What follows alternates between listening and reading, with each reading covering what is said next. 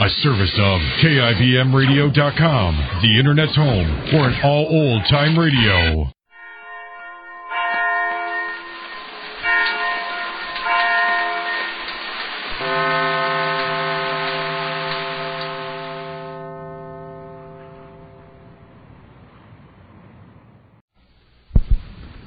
Crime does not pay.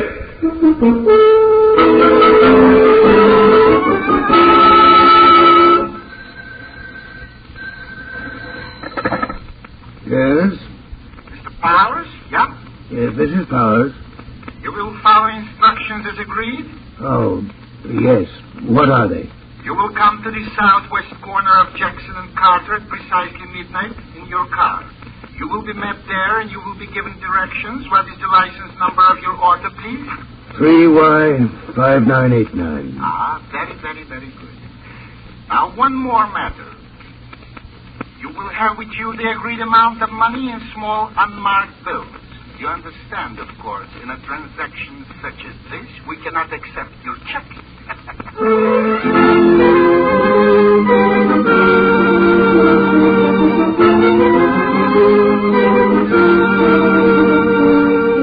In the interest of good citizenship and law enforcement, we present Crime Does Not Pay, based on the famous Metro-Goldwyn-Mayer series of short subjects. In just a moment, you will hear Imported Headache, starring Joseph Buloff.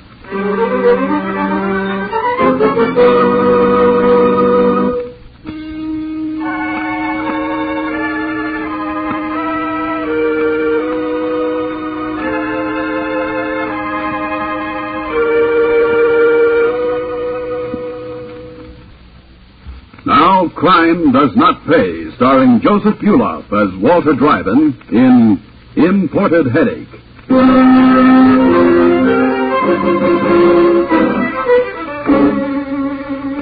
Most crimes are a cross between a jigsaw puzzle and a piece of tangled cord. The criminal must fit all the pieces of his crime together in the planning period, and the police must untangle the skein of cord from whatever single loose end they may discover. The perfect example of this is Walter Dryden, a German of Nazi extraction, one might say. Walter was thorough in his planning, perhaps a little too thorough for the tastes of his hoodlum assistants, Harry Soapsmith and Bob Lake. All right, Harry. Stop here. Okay, if you say so, boss. I have said so. Ain't nothing around here but an empty road, boss. I will do the defending. You will execute. That is the arrangement. Sure. Okay, but maybe we'd like to know how this fits together. Yeah. First, we all go to drugstores and buy 10-cent bottles of aspirin. Then you send Jersey to swipe a couple of cops' uniforms from a costume place. What's aspirin got to do with cops' outfits? Yeah, I don't get it either, boss. Tonight we hijack a truck. I mean, it is not necessary for you to know. The less you know, the better. Well, you could tell us something, boss. Very, very well, then. I will tell you this much. I'm subject to headaches, so you buy for me the aspirin. And I think Dr. J.C. will be very handsome policeman. As for the truck, I have a deal in mind. To do this business, a truck is necessary, so we take one. In fact, we take the one now coming around the curve. Americans own too many trucks. So now one American will own one less truck. And we will make money. Money, Harry. Block the road. Right.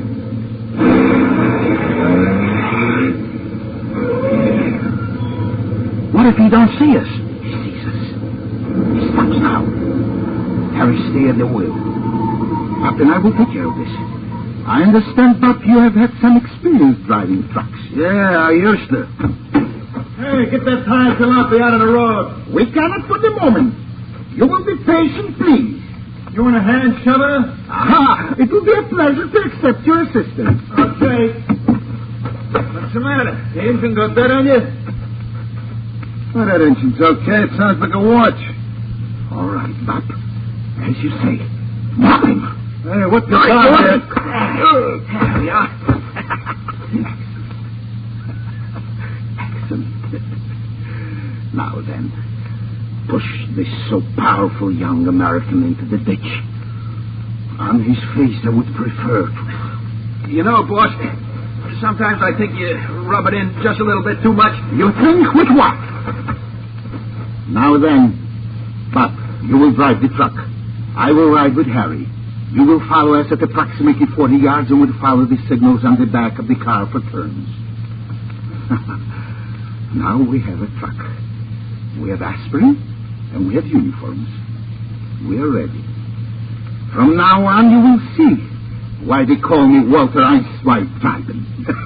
1, 2, 3, and we will have money. Money, Harry.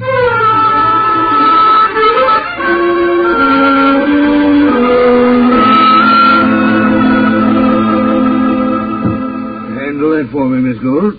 And have the shipping room check the orders from Golden Drugs and Madsen Stores. Now then, Mr. Drybin. We have a proposition, Mr. Powers. A proposition dealing with aspirin. Excellent aspirin. Direct from the manufacturer in Germany. Oh, real German aspirin? Made by the original manufacturer. Now back in business. Import duty on that stuff's pretty high. There has been no duty paid on this shipment. You see, I have connections in Germany. Well, then how did you get it in? Oh, I understand. I'm not sure I care to do business with you, Mr. Drybin. No one except the three of us and the driver of my truck needs to know that this shipment was duty-free. Keep talking, Mr. Drybin. You will have quite a shipment for your regular customers at a cost to you of approximately 30 cents on the dollar. How do I know the product is certified pure? A sample, Mr. Powers. The label's authentic enough. The contents? Will stand analysis, Mr. Powers. All right. As long as the stuff is pure, why not? I'll buy as much as you have. A truckload, Mr. Powers. A trailer truck, sir. Well, now, that's a lot of aspirin. What's the price? I will notify you when the shipment is ready. You will, of course, accept my inventory. I have to, I guess. Very, very well. In a few days, I will call you, and at that time, I will advise you where delivery will be made and how much this shipment will cost you.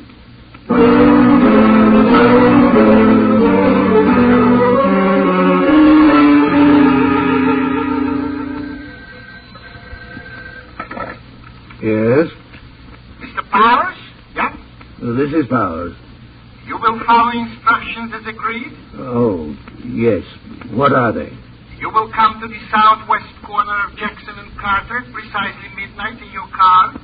You will be met there and you will be given directions. What is the license number of your auto, please? 3Y5989. Ah, very, very well. One more matter, please. You will have the agreed amount of money in small unmarked bills. You understand, of course, in a transaction such as this, we cannot accept your check. Yes, I understand. One thing, we haven't yet agreed on how much. You said that... Yes. Excuse me, of course. The price is $5,000. That's a lot of aspirin. I'm given to understand Americans have a lot of headaches.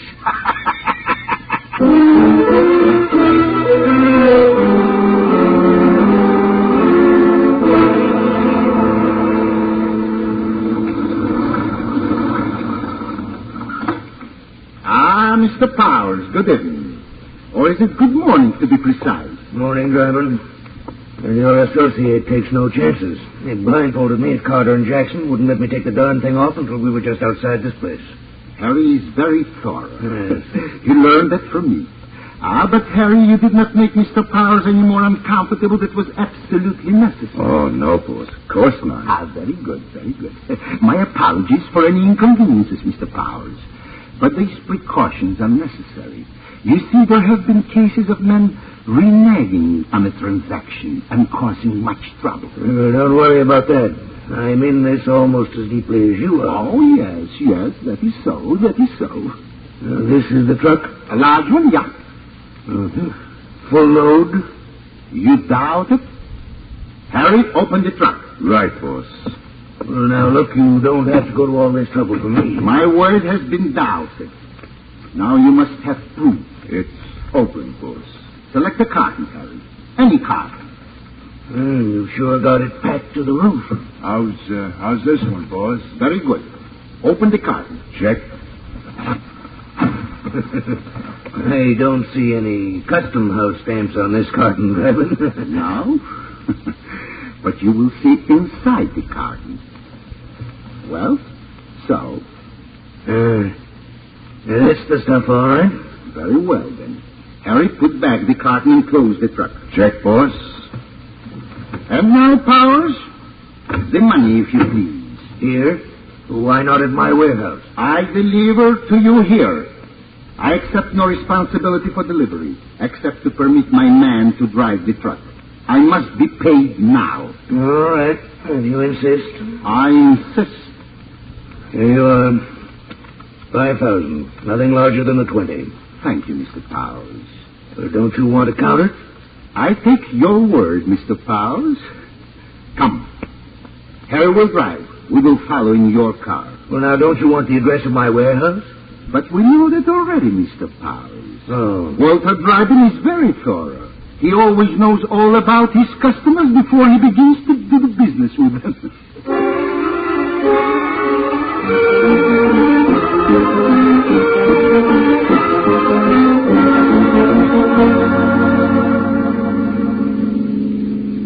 Your American roads are efficient, Mr. Powers. Not, of course, as well planned as our Autobahn, but efficient nevertheless. As an exponent of the nation where efficiency is a household god, I'll take that as a compliment, Rabbit. You may say so. Quick. The brakes, the truck is slowing down. What's going on up there?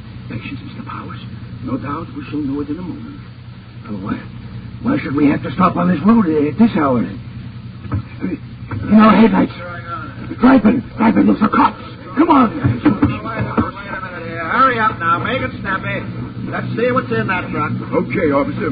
Going as fast as I can. I ain't no machine, you know. Civil tongue in your head, you understand? Yes, sir. Yes. Officer, what's the meaning of this? Who are you? That's my car. Open carton here. Aspirin, imported. No custom house stamp. This is the load, Joe. What load, if I may ask, officer? These roads have all been posted. We're watching for a load of smuggled aspirin. And this is it. You'll have to come with us, all of you. Now, tell me, officers, is it possible there might be some way to, well, smooth this small difficulty? What are you driving at, Bob? One truck more or less. Who would know? Sounds like it's tempting to bribe an officer to me. Rabbit, please, perhaps we better not do anything. Leave this to me. How much more money do we have on you? About 1,000. Maybe a little more. Very well. Gentlemen, if I may suggest it, a wallet found on the road with say, $2,000 in it. Just found there, over there. After we have driven off. This could not be construed as a bribe. Well, could be. Yeah, could be. Thank you, gentlemen. Close up the van, Harry. Drive on slowly. Mr. Powers, I will put up 1,000 if you will. No further trouble. Well, if I have any trouble, I could lose my license. Okay. Well, there's mine. And mine. In this wallet. And so on the road. Let us go, Mr. Powers, before these fine gentlemen change their minds. Best $1,000 I ever spent in my life.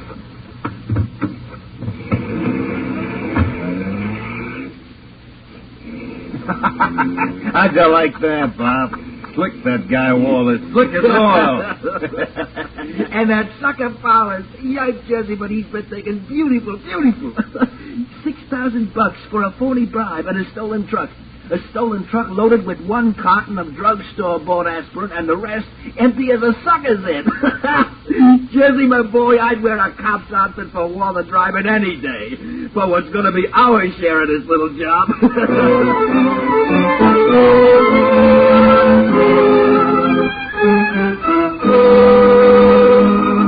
In In just a moment, Crime Does Not Pay will continue with Imported Headache.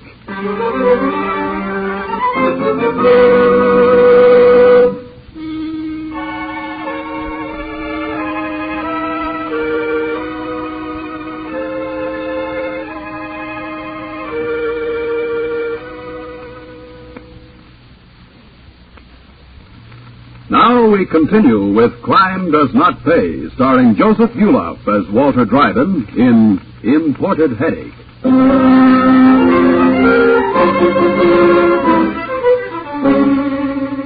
The jigsaw puzzle was complete. One truck, one carton of aspirin, one buyer eager for a special bargain, 2 imitation policemen. Total take $6,000. There was great glee at Walter Dryden's headquarters later that eventful morning. Hey, fellas, do I make a good cop or do I make a good cop? Keep a civil tongue in your head, Bub. All right, men. Now, this serious business. Our first split, as you say in America. And what do they say in Dutchland, boy? In the fatherland, we do not waste time on idle laughter. Now, then. I have here $6,000 in American money. That much he likes about America. Now, enough of this nonsense. As agreed, I receive half. The remainder is divided equally among the 3 of you. Therefore, 3,000 to me, 1,000 to each of you. Hey, thanks, boy. Yeah, thanks. Me too. That's the easiest grant I ever picked up in my life. Yeah. Easy. Maybe too easy. How so, Harry? Well, suppose his Powers character talks. The good Mr. Powers will not talk. Americans never admit they're suckers. If they get mad enough? Nonsense. After all, what did he get for his $6,000? 1 stone truck? 1 carton of aspirin? 1 release from imitation policemen? No. Our good friend will not talk.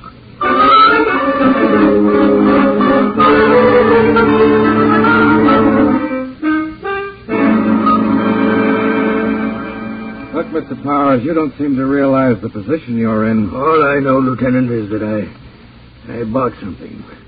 I didn't get what I paid for, but I did have a valuable experience, period. I think you'd better talk, Mr. Powers. Lieutenant Carter, I don't think I like your tone. You like our jail even less. On what charge? Possession of a stolen truck, and a pinch theft of that truck. Your arrest won't help your reputation any, and we can prove possession of that truck. Possession of stolen goods, in other words. So let's stop kidding, Powers. You have a duty as a citizen, and you're going to do that duty.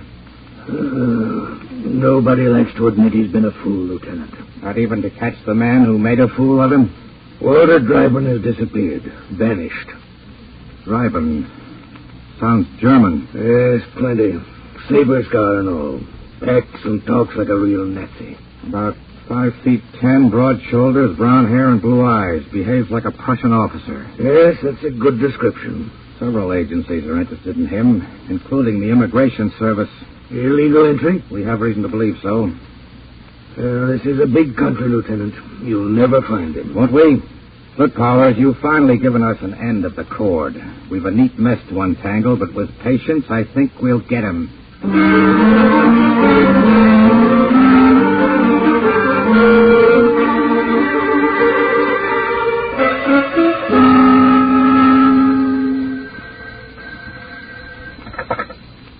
Yeah? May I speak to Walter Dryden, please? Who wants him? David Carr of Carr & Sons, Hotel Drug. I'll see if he's here. Hey, boss. Boss, Carr of Carr & Sons wants to talk to you. Ah, so a big concern. I will talk.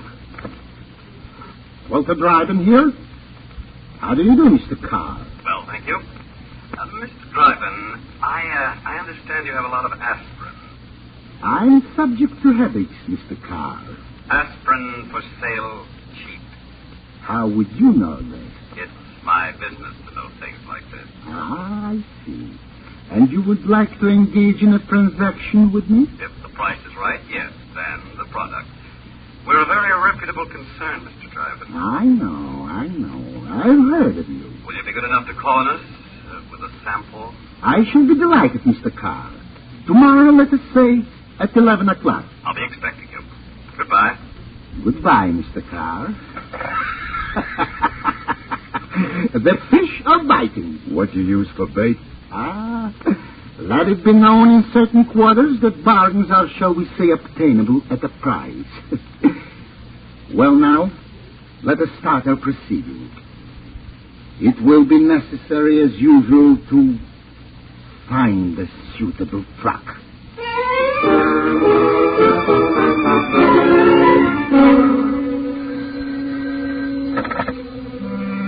Carr speaking. Driving here. Tomorrow night. What time? Where? Midnight. Seaford and West Fillmore. Very well. And have the money with you in small unmarked bills. Understand?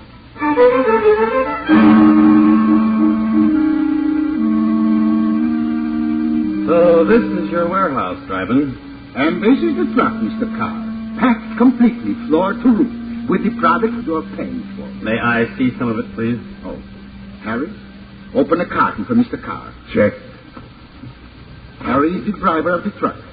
He will precede us to your warehouse. There you are, Mr. Carr. Genuine imported aspirin. So I see. All right, Driven, let's get going.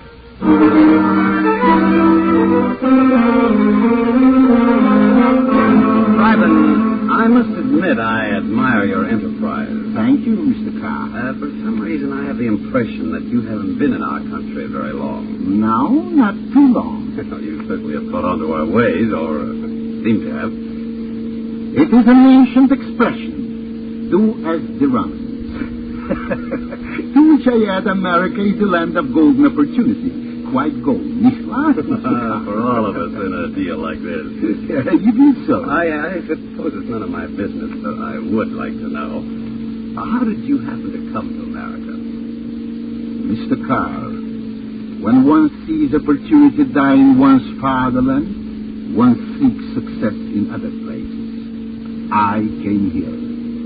There was a small, as you say, nest egg, which I successfully had placed here before the war against just such a contingency. Quite simply. My admiration increases as you speak. Go on. As for my entry through the golden portals, that was accomplished. Now let us leave it at that. In other words, it's none of my business. Slow down, Mr. Carr. Harry's flashing the lights on the truck. So I notice. Something wrong up there? Perhaps an accident along the road. It is well to stop for such things. We'll know before very long.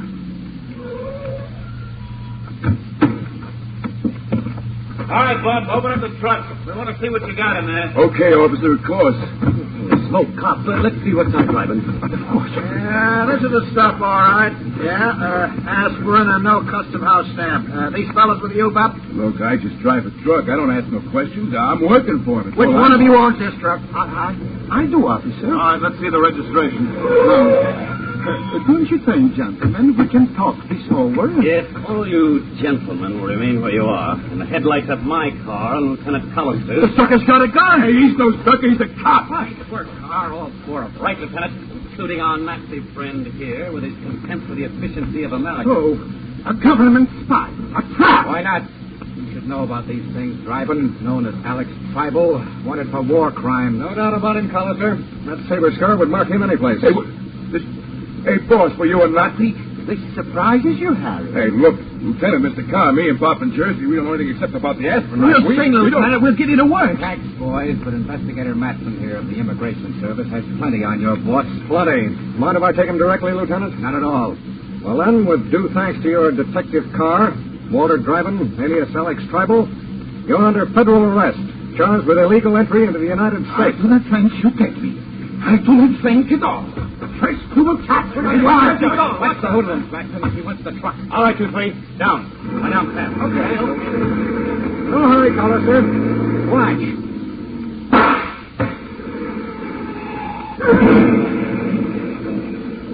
Truck starts slowly, Collister, but a bullet in the tire will ruin him every time. All right, let's dig him out of that cab, shall we? I doubt if he's hurt very much. And maybe that's too bad as far as Mr. Nazi Drivin is concerned.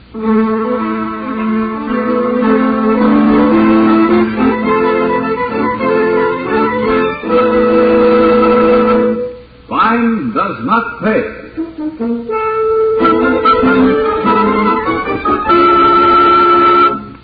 Joseph Buloff, who was starred as Walter Dryden in Imported Headache, will be back with you in just a moment.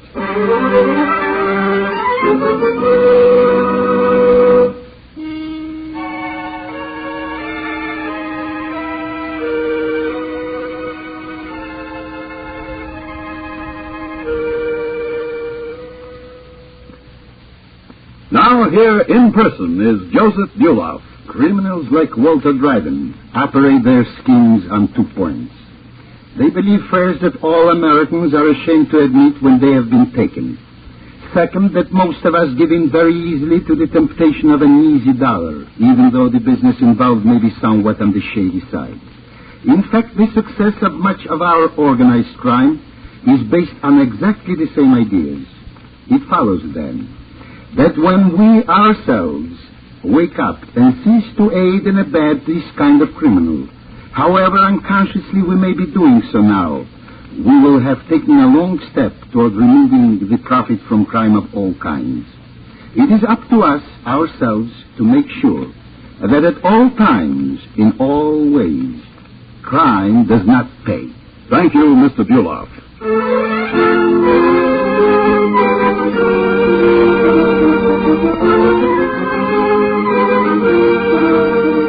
Crime Does Not Pay is written by Ira Marion and directed by Marks B. Loeb, with music composed and conducted by John Garth. Technical advisor is Burton B. Turkis. The events, characters, and names used in the story you've just heard are fictitious.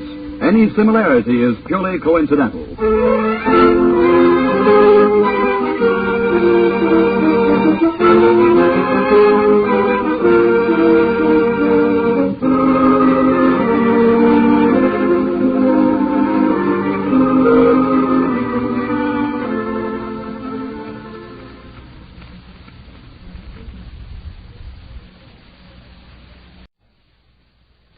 Crime does not pay.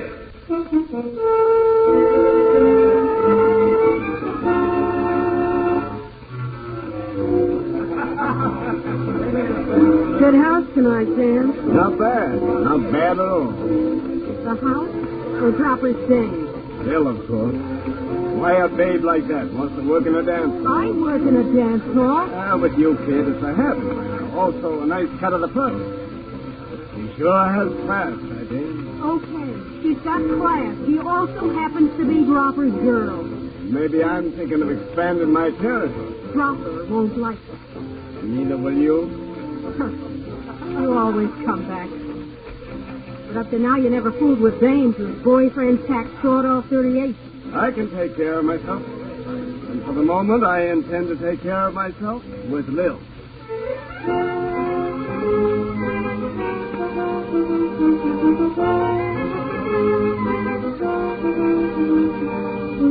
In the interest of good citizenship and law enforcement, we present Crime Does Not Pay, based on the famous Metro-Goldwyn-Mayer series of short subjects. In just a moment, you will hear Clip Joint, starring Alexander Kirkland.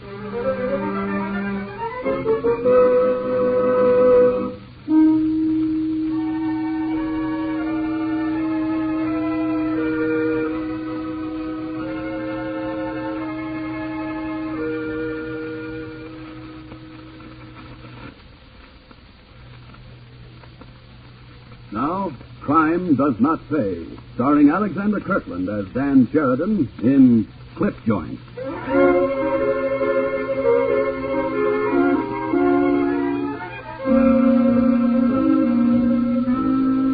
Every city, large and small, has its amusement center, whether it's brightly lighted, glamorous Broadway or just the cluster of moving picture theaters in your hometown.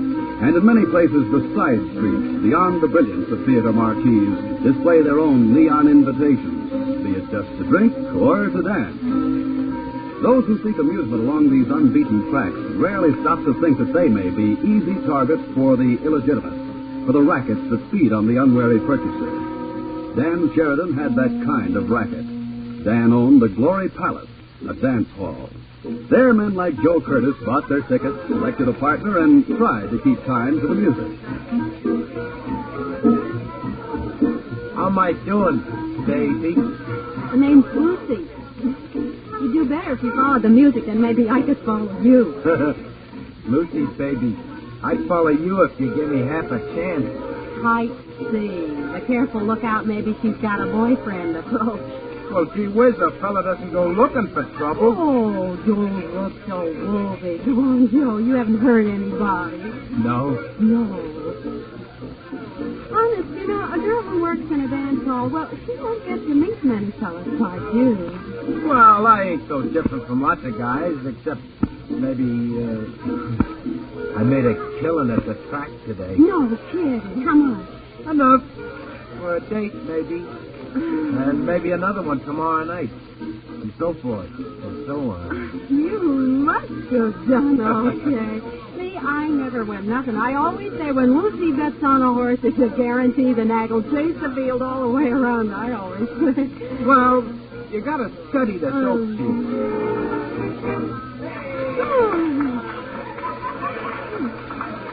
Oh, shucks. Just as we was dancing good. Ah, that's because you forgot your feet. My feet I forgot. Kid, you don't know the power of that dress you're almost wearing. Don't I? You want to talk or dance? It's up to you, baby. Look, we're not really supposed to do this, but if you just give me a strip of tickets, I'll sit out the next scene with you. Over at the bar. You got a bar here? And I didn't notice? Come on, Joe. You haven't noticed anything. Just caught a load of my dress. Hey, you're regular. Glad you think so. Hey. Pardon me. Hey, watch where you go. Excuse me. Please. This table all right, Joe? Any table is okay, Lucy. As long as you're sitting at it. Joe Curry. Please remember, I'm just a working girl.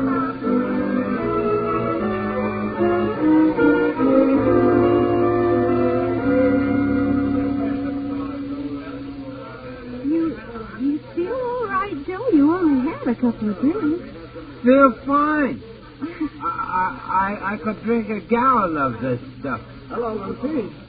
Any along? Not very, Mr. Sheridan. Hi. Oh, I'm sorry. This is Mr. Sheridan, Miss Curtis. How do you do, Curtis? Fine, just fine. Sit down. Have a drink. No, you stay right where you are. I'll pick up our drinks at the bar. What'll it be? Scotch. Lucy and me, we're drinking scotch. We even like the same liquor we do. Yes, real romance. Tea or burnt sugar and water, Lucy? Tea tonight. What'd you say? I was just making sure of Lucy's drink. Stay right here now. Sure, well, I can't move. I've only 2 drinks. Wow, what a wow. You'll feel fine after a while, Kurt. Nice fella, Sheridan. Oh, I think so. He your boyfriend? Oh, of course not. No. He just runs the place, his boss. Oh, nice fella. You said that before. Yeah, this one is his, Lucy. Check. Here you are, Curtis, old man. Private stock. Thanks. It pays to know the boss, huh? Right. Well, here's to it. Down the hatch. Bottoms up. Oh, good stuff. You live in this town, Curtis? No, not me. I'm on a selling trip. Here for a couple of days. Sick of sitting at a hotel. I mean, it's getting awful warm. Work fast, that stuff. No use wasting time. Are you sure he's healed? He's killing at the track. Joey, you're falling asleep. Oh, I'm sorry. I can't keep my eyes open. I mean, there, I don't want to be sick. Help him, Dan. Sure. Well, come on, Curtis. Come on. We'll take a little walk. If you come back and see Lucy later, we'll just go outside for a breath of air. Come on. Up the daisy and a boy.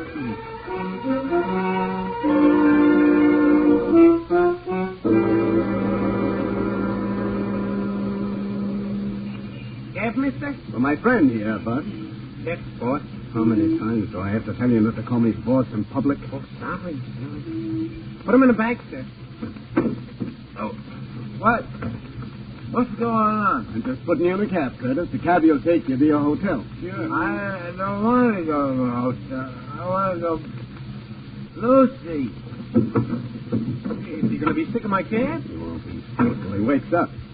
He'll be out of your cab by then, understand? Gotcha. The usual? The usual. Take good care of him, understand?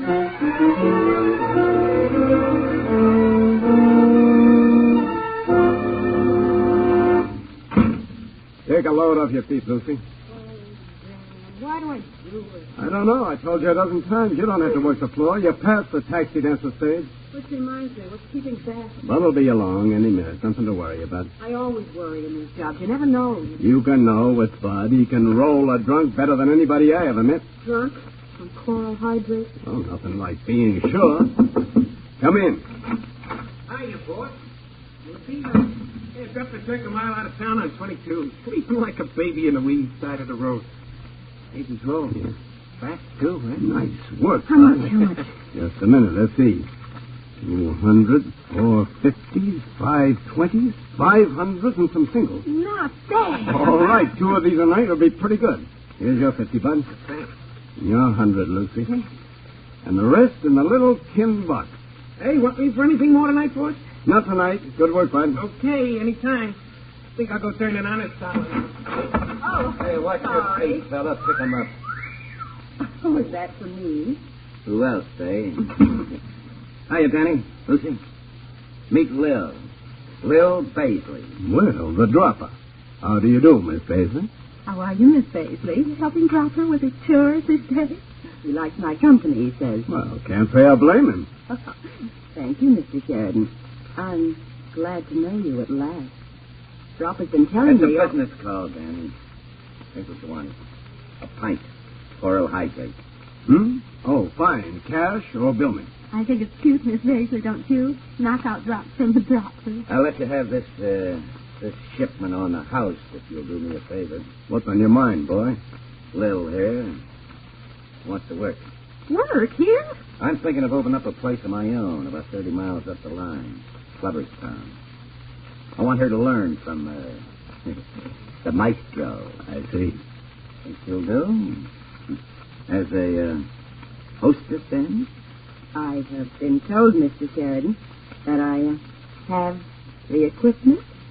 Look out, Danny boy. Explosives. Why, yes, Miss Paisley. I think you'll do. I think you'll do very well indeed.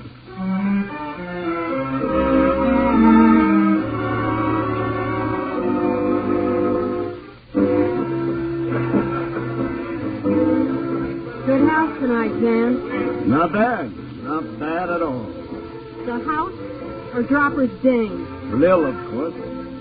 Why a babe like that wants to work in a dance hall? I work in a dance hall. Listen, would you care if I have it by now? Also, a nice cut of the profit. She sure has class, I think. Okay, she's got class. She also happens to be Dropper's girl. Yeah, well, maybe I'm thinking of expanding my territory. Dropper won't like that. Neither will you, huh? You always come back. But up to now, you never fooled with dames whose boyfriends pack sawed-off 38.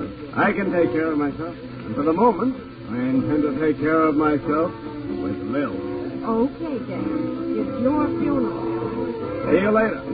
Excuse me, please. Pardon me?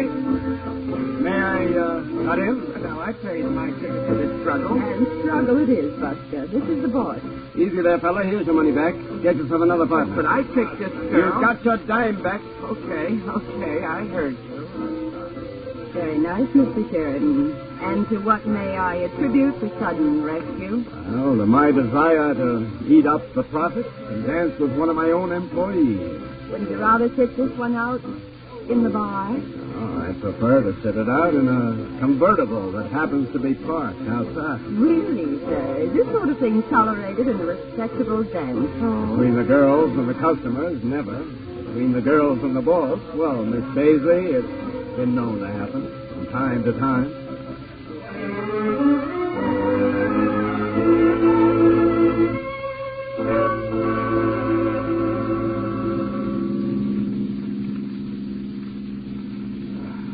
Better out here, huh? In the open air. I don't don't care if I never see the inside of a dance hall again. Oh? Well, you and Dropper were going into business. Nothing certain, Dan, except death and taxes are the same day. As I've been told several times, you're Dropper's girl. Dropper can be boring. Yeah, I noticed that. I wouldn't expect Lucy to be boring. Lucy and I are in business together. Just business? Just business. I doubt it. I'm not a student of history, Lil. Meaning exactly? I'm not interested in the past. Oh? Interested in the future? If you're in it, I am. I'm in it, but is it your future? Yeah, I suspect it is. The only suspect, Dan? I think I'm going to find the evidence right now.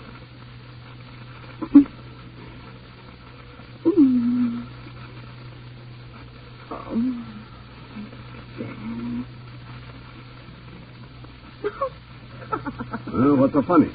Oh, I was thinking. Dropper, the big menace who takes all the suckers. Who's the sucker this time?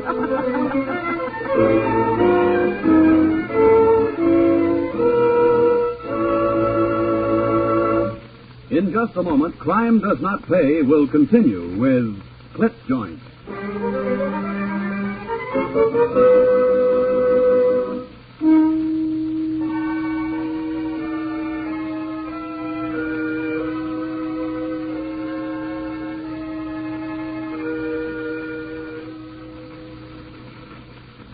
Now we continue with Crime Does Not Pay, starring Alexander Kirkland as Dan Sheridan in Clip Joint.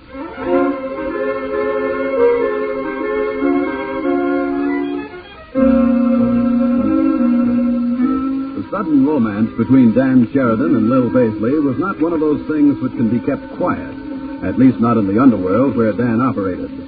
Men and women there have the sharpened ears, the heightened senses of the beasts of the jungle. For them, as for their jungle counterparts, a missed sound can mean a lost life. That's how it happened that Lucy Wheeler, standing at the edge of the dance floor in the Glory Palace one night, heard a familiar voice. You're dancing this one with me. Here's my ticket, babe. Wouldn't you rather trip us out, Dropper, in the bar? Not me. I know too much about the drinks in this clip joint. I ain't no sucker. Come on, let's dance. Okay, if you say so, mister. Hey, you're better than most of our customers, Dropper. Well, I figured it'd be. I took 6 lessons once.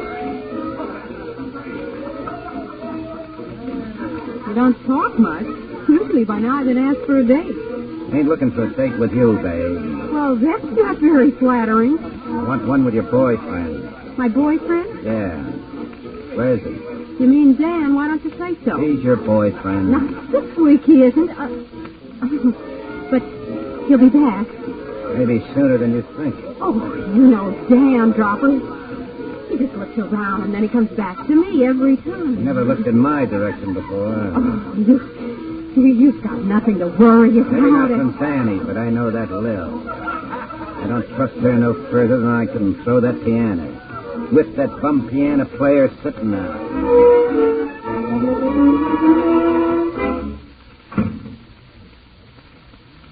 Well, Topper. Haven't seen you for a long time. I've been around. Meaning I haven't? Meaning you haven't? I've been busy, Dropper. Almost ready for another shipment, too, in a few days. Where's Lil? Outside, working. No. You know better than that. Do I? She's over at the apartment. This her night off? Oh, I wouldn't know about that. I don't keep the schedule.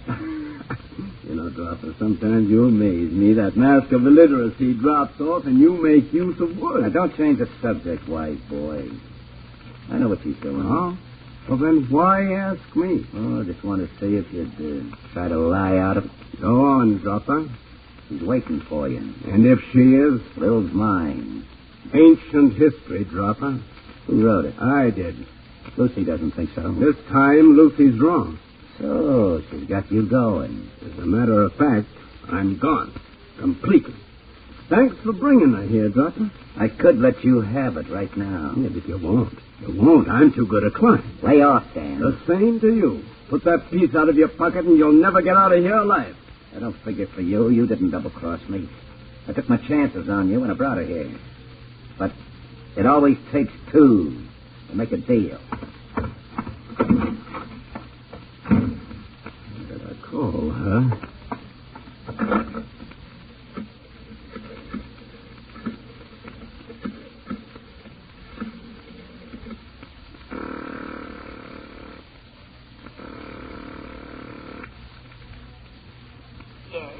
Bill, Dan. Oh?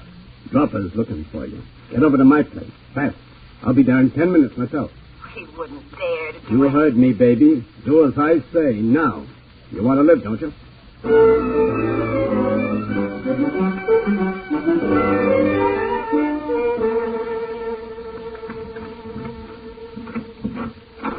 Dan, darling, I came as fast as I could. Dan, where are the lights? Funny you like, baby, to see by. Drop it. And you know Dane double-crosses me. Drop it. I'm smart enough to outthink you and Dan Sheridan combined. No, Dropper, don't. Funny you like, No, baby. don't. Let's shoot by.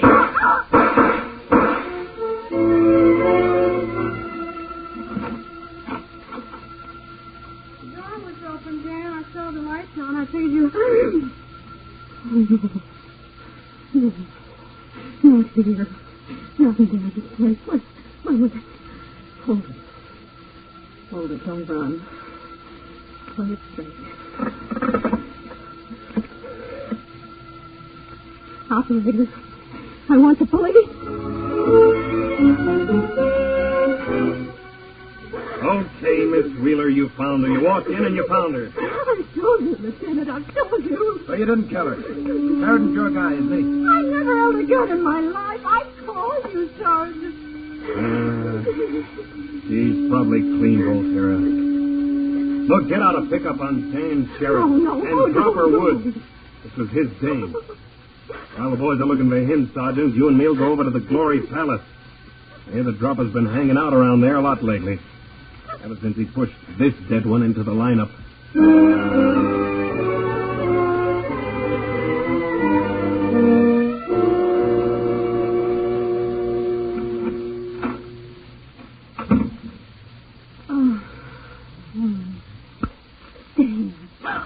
Okay, Lucy, it's okay. I came over here when I saw the squad cars in front of my place. They looking for me? Yeah, now, Lucy, take it easy, kid. I was so afraid, so afraid. Now, what's happened, do you know? Lil, Yeah? she's dead. Dead? I walked into the place, the lights were on, the door was open, and I found her. I called the cops. They're looking for me. For you and Dropper.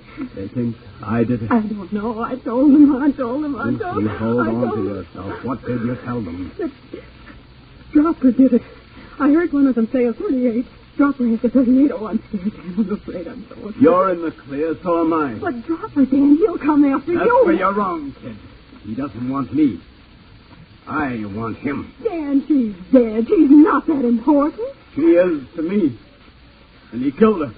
He waited in my place. He must have. He figured I'd call her after he left me. Oh, the cops will get him first. You can't beat them to it. I'm giving it a try, Lucy. Sorry. No, I won't let You can't stop me. I can try. What? You don't understand, Lucy. You explained him. We did fine together, but... You loved Lil. I guess.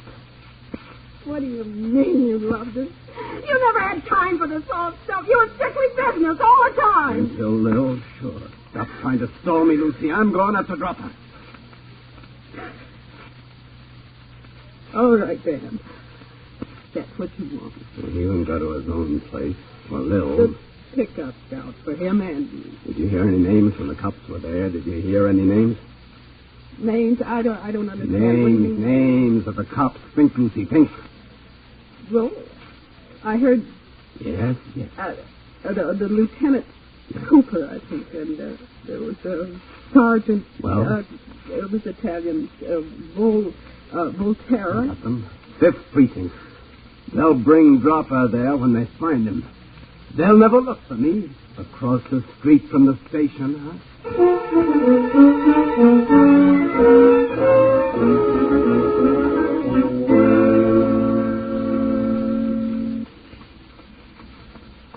I Lucy, beat it. They'll never look twice at a couple. I told you, I Lucy. took a cab and followed you. As soon as I looked up the station. You bringing them yet? No, not yet. Lucy, for the last time, When you I asked told me to let you do this, did I stop you? No, not when you saw it wouldn't be any use. All right, then don't try to drive me away, because I won't go. I'll yell copper. They'll take you in. All right. I'm crazy to let you, but... Maybe a long wait. Not so long. Hear it? The siren. Maybe siren. Cops. There's a difference. So long, Lucy. Dan, no, wait. Wait for me.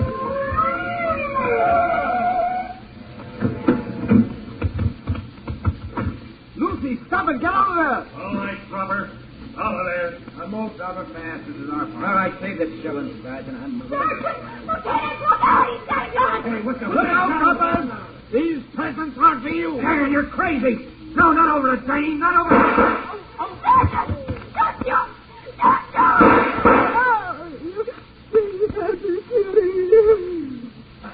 The kid stayed away.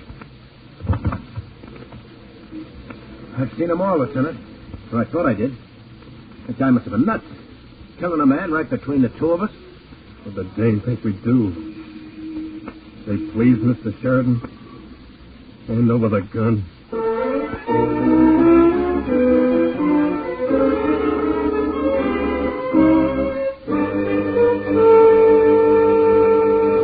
Crime does not pay.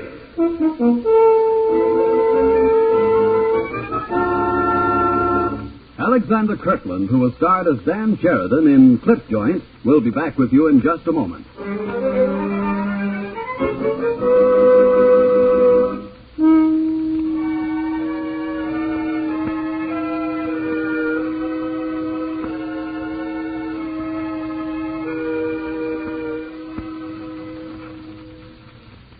Now, here in person is Alexander Kirkland. In the words of Gilbert and Sullivan, a policeman's lot is not a happy one, particularly when he finds himself in the midst of gunfire, and even when he waits patiently for thieves to fall out and give him the information and the opportunities he needs to enforce the law and to obtain convictions. But think a minute.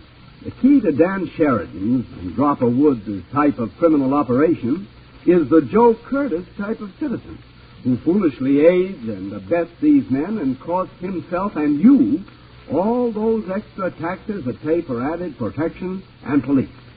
As you can see, for the plain citizen who falls in with crime as well as for the criminal, crime does not pay. Thank you, Mr. Kirkland.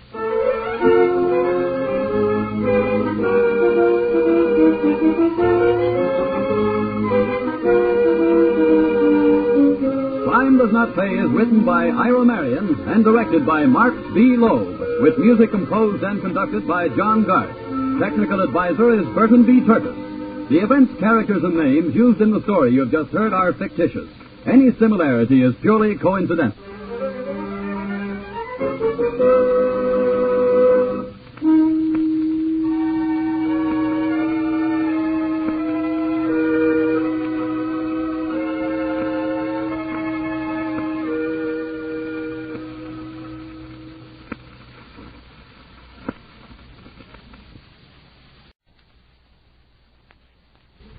Does not pay.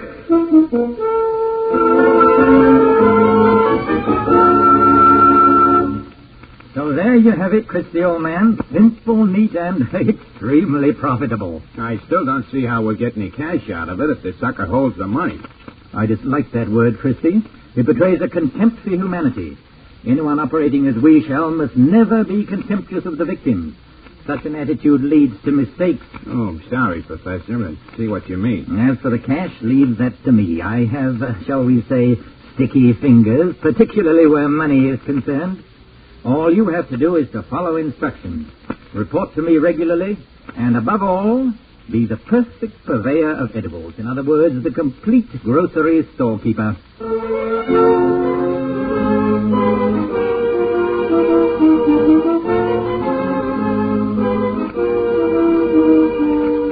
In the interest of good citizenship and law enforcement, we present Crime Does Not Pay, based on the famous Metro-Goldwyn-Mayer series of short subjects. In just a moment, you'll hear The Professor Pulls a Switch, starring John Loder.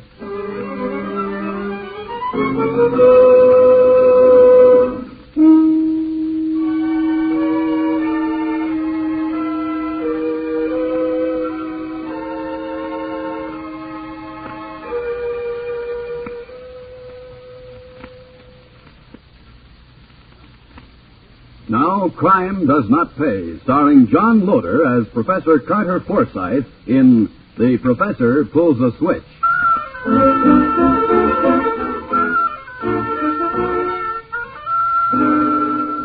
Of all the kinds and types of crime which occur each day, perhaps the type most worthy of our absolute contempt is that which preys upon the hopes and ambitions of hard-working, plain people. Such crimes the province of a smooth, apparently well-educated party known at the time of this story as Professor Carter Forsyth. The professor looked and dressed his part. He knew and used the proper lingo. And the professor had quite an operation, as he explained it in his headquarters to Al Christie. This is my active file, Christie. As you can see, I do not confine my operations to one district at a time. You really got it set up, Professor. I'm rather proud of it. Here I sit at the center, and throughout the city more than a dozen men are working for me. But since all of them achieve a more than fair profit, I have no experience with the kind of internal quarreling that unfortunately occurs in widespread organizations. And all of them are grocery stores. Always grocery stores, Professor? All people must eat. Therefore, the well-run grocery attracts the patronage of almost everyone in a given neighborhood from time to time. Gradually, the regular customers begin to gossip with the storekeeper. Much can be learned that way, and much money can eventually be garnered. Of course, the original purchase price of the store must be added to the investment of time and skill, but it pays off, Christie, it pays off. You sure talk a lot, Professor, but you get to the point after a while. Yes, don't I? And the point at the moment is that I have an excellent location for you. This is the file on that store. You have come to me with excellent references, even though you are having a hard time. I am particularly pleased that your wife is urging you to give up petty rackets and settle in some decent business. She need know nothing of the true nature of our operation, and both she and the children will give you an excellent front. Now, so far, you're making a lot of sense. Now what? You will be the owner of this store. You will conduct your business properly and honestly. You will strike up friendships. You will learn who is the wealthiest person in the neighborhood, and you will concentrate on him. At the proper moment, you will advise me, and I will visit you while you are entertaining your new friend with choice wine and other delicacies. I will deign to offer to help your friend at a price. After that, we take him, and it'll be months before he knows the difference. So there you have it, Christie, old man. Simple, neat, and extremely profitable.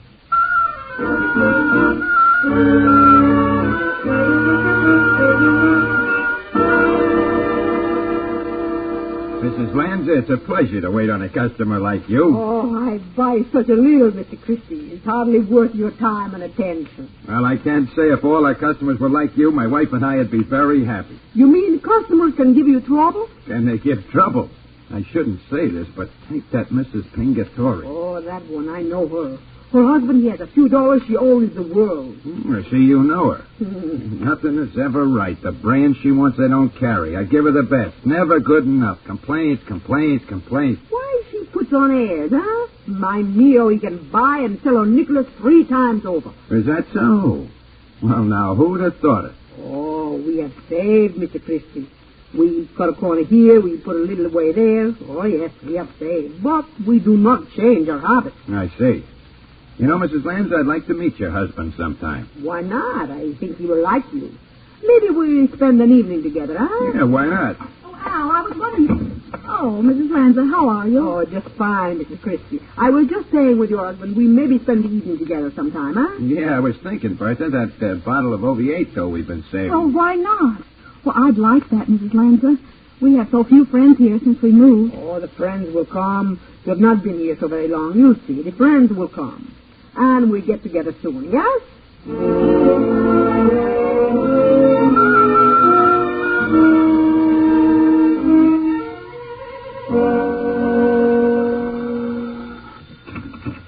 Yes? Professor, That is correct. this is is Al Christie, Professor. Progress report. Excellent. Proceed. That Lanza family I told you about, Neo and Anna Lanza? Yes, you told me. They're ripe for picking. Very good. Then you are friendly. Yeah, bosom pals. And your wife? The old lady thinks I'm really going straight. She's loving it. Even wants to join the Parent Teachers Association. Fine, fine. Now, when is your next meeting with the Lanzas? Tonight. Wine, chestnuts, talk, a cinch. I got his wife to speak up, Professor. They got about $7,000 in the savings bank. I shall be there this evening, Christie. You may count on it.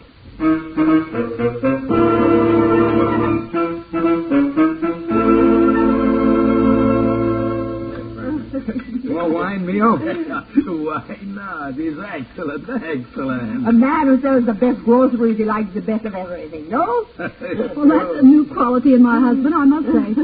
Oh, excuse me, the door. Help yourselves, folks. That's what the bottle is there. Oh, thank you, Mr. Christie. He's a fine man, your husband. And a good judge of wine. Oh, thank you. Just like you don't know, Mr. Christie. Every woman knows the ability of her man.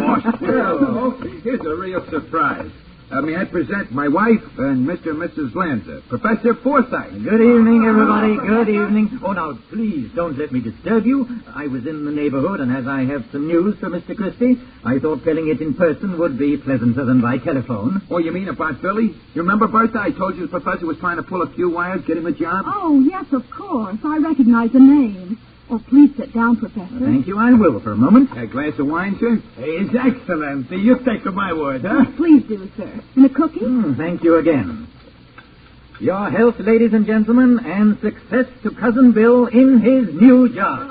Oh, you got it for him. Thanks a million, Professor. No trouble at all. The job opened up. My connection advised me the proper payments were made at once, and on Monday, Bill starts at $8,000 a year. Yeah, you hear that, Bertha? $8,000, $1,000 a year. Well, I'm satisfied with what we've got now. Such a salary. Oh, much money could be saved. Oh, sure, that is so. You know, I would... Oh, no, is it too much to ask? Yeah, ask away, Mio. The professor won't mind. Why, of course not, Mr. Lanza. As Alfred said, ask away. Well, it would be possible that another such a job might open up. Oh, such things are always possible. One never knows. Sometimes it occurs within a few days. Other times it takes months. And, please, what is the work?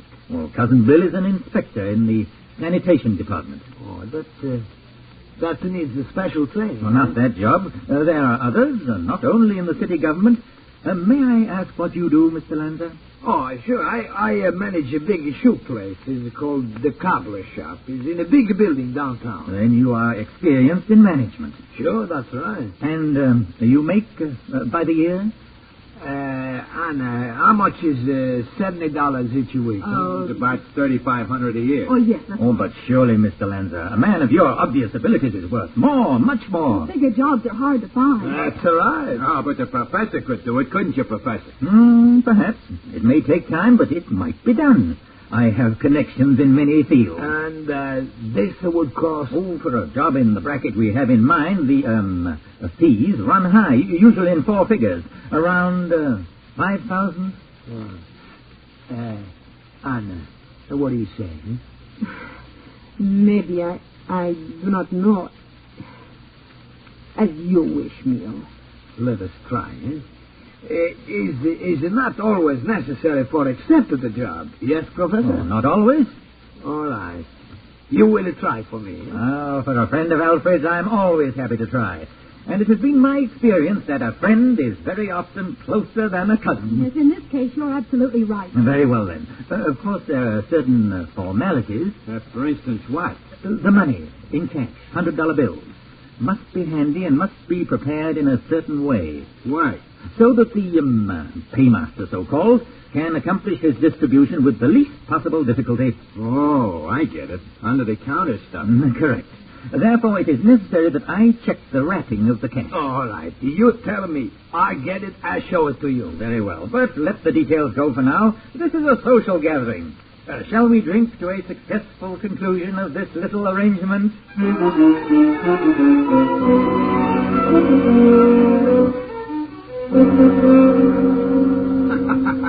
Honest, Professor, when you told him about the brown paper and the string, I almost died. You sure played him pretty. Experience, Christy, experience.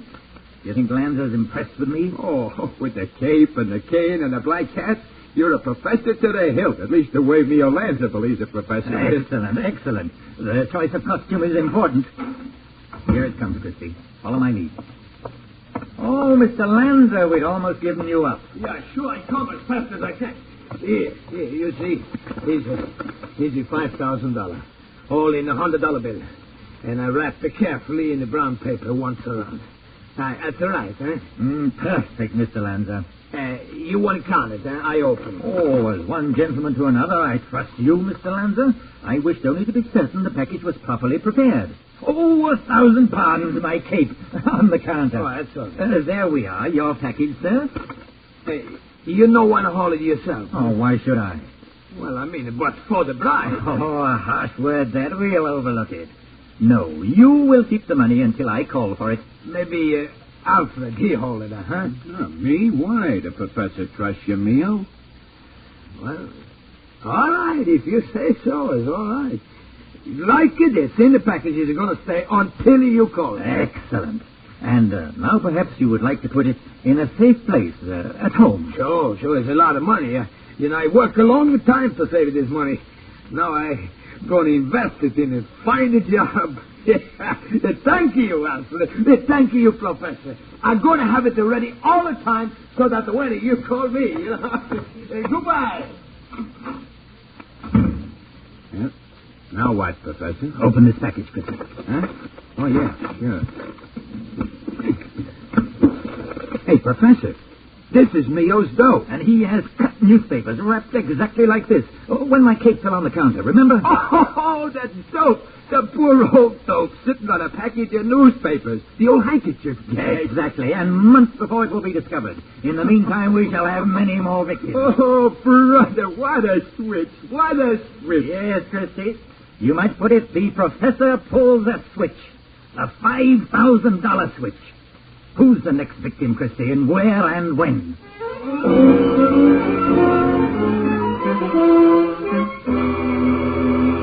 In just a moment, Crime Does Not Pay will continue with The Professor Pulls a Switch.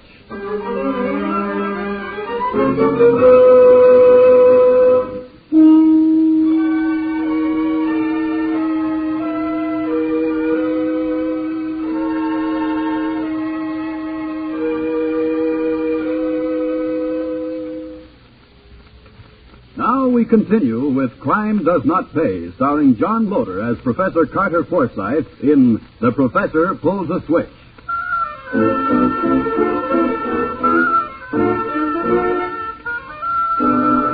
The months rolled by. The professor's share of Mio Lanza's hard-earned savings was gone, as was Al Christie's. Other victims had come into the grocery store, the same trick had been worked, and all went away with their brown parcels of newspaper cut to the size of $100 bills, clutched nervously in their hands. Now time was running out. The professor knew this. Al was not very aware of it. Mio Lanza and Anna let their patients wear very thin. The professor and Al were alone in the grocery store one morning. You're doing beautifully, Christy. I'm thinking of opening a branch office upstate. And perhaps you are the man to supervise it for me. Well, thanks, Professor. Tell the truth, I'd be kind of glad to stop selling coffee and spaghetti as a thrust. Hey, Professor, we've been looking for you. Yes, sir. It's 5 months now, and you get no job to my husband. Mrs. Lanza, I said when we first met it might take time. Almost half a year now. Is it too long? Yes. Sure, my money's to stay in the package.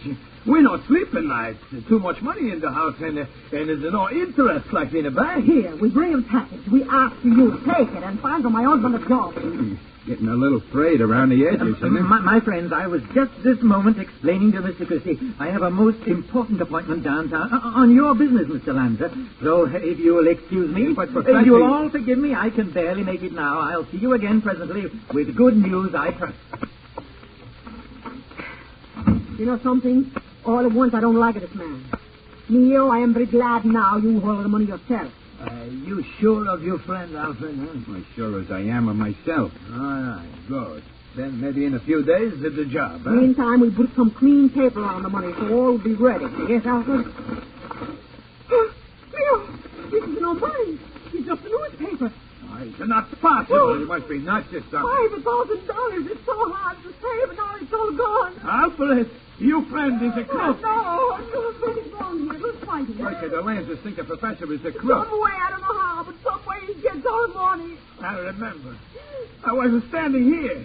He's a chip. He's a fall on the package. Oh. He changed the package. Hey, look, I know it's tough, but you can't prove anything. And you, my friend, you are in this. I know. You say, too, I must hold the money. You do not want to hold it. Like the professor, you do not. You are a thief, a thief. You put on a knife. It's a cheese knife. It's good and sharp. Alfred, you make the one move. It will be your own knife. I got you. Quick, Anna. You run for the police. Yes. We arrest my friend Alfred. We find out who is the thief. Who steal the money so hard to save.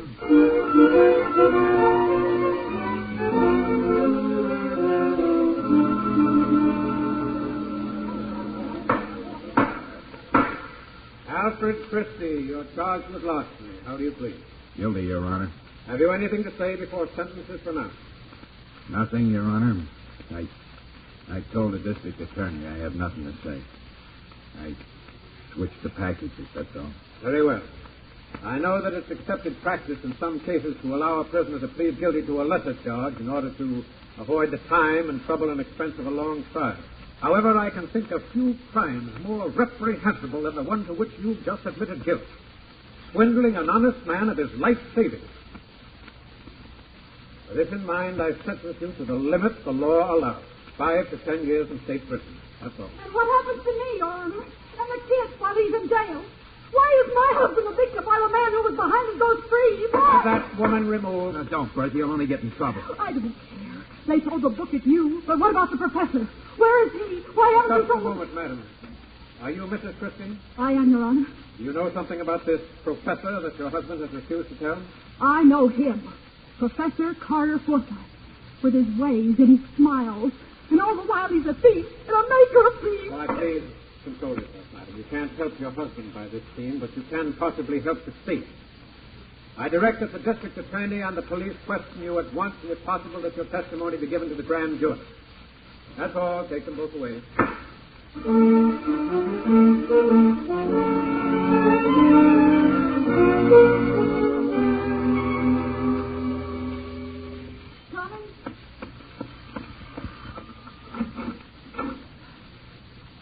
Good evening, Mrs. Christie. Oh, good evening, Professor Forsyth. May I come in? You are in, Professor. Yes, I seem to be. Are the children asleep? The one I could afford to keep with me is. The other two relatives at home. I see. I understand your bitterness, Mrs. Christie. It has been my experience, however, that bitterness such as yours is sweetened invariably by the sight and the possession of pieces of green and black paper, such as these. It's a lot of money. Your husband's due share of my enterprise to date. What do you want for that? Why do you interpret my motives so crassly, madam? As I said, this is your husband's share Your of my... kind doesn't give up that kind of dough just to play square. Let's have it. What do you want? I've learned in my time that memory can be a convenient attribute. Memory has strange lapses at times, and I believe that your memory is due for an exhibition tomorrow before the grand jury. Oh, in other words, you're buying my silence, Professor. Again, madam, you're very blunt. Let us say I am ensuring that certain details, which you hinted at in a certain courtroom during a, to say the least, injudicious outburst, will flee your memory tomorrow morning. Save the talk, Professor, and the money. Surely you will listen to reason, Mrs. Christie, a large sum of reason. You won't get Al out of jail. And I'd like to see you there on visiting days, too. And so would the Lancers and a lot of other decent You're folks. very determined, madam. A pity. A stubborn woman is usually a foolish woman. What do you mean by that crap?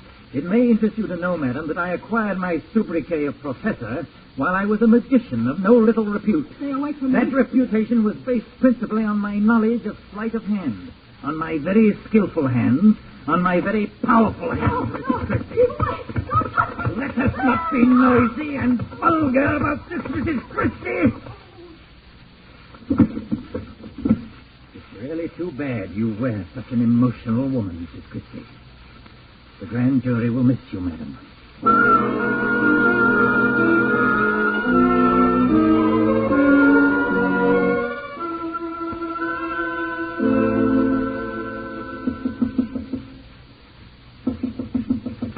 One moment, please.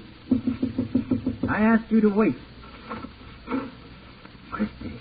Let me shut the door, Professor. Aren't you out early, Christie? I'm out.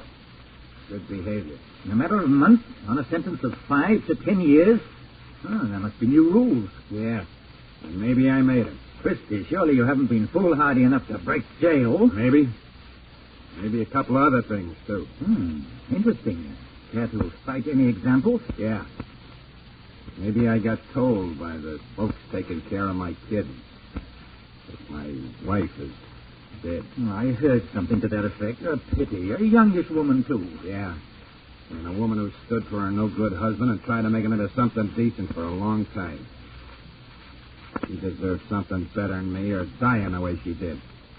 And maybe she shouldn't be just a name in a police file marked Murders Unsolved.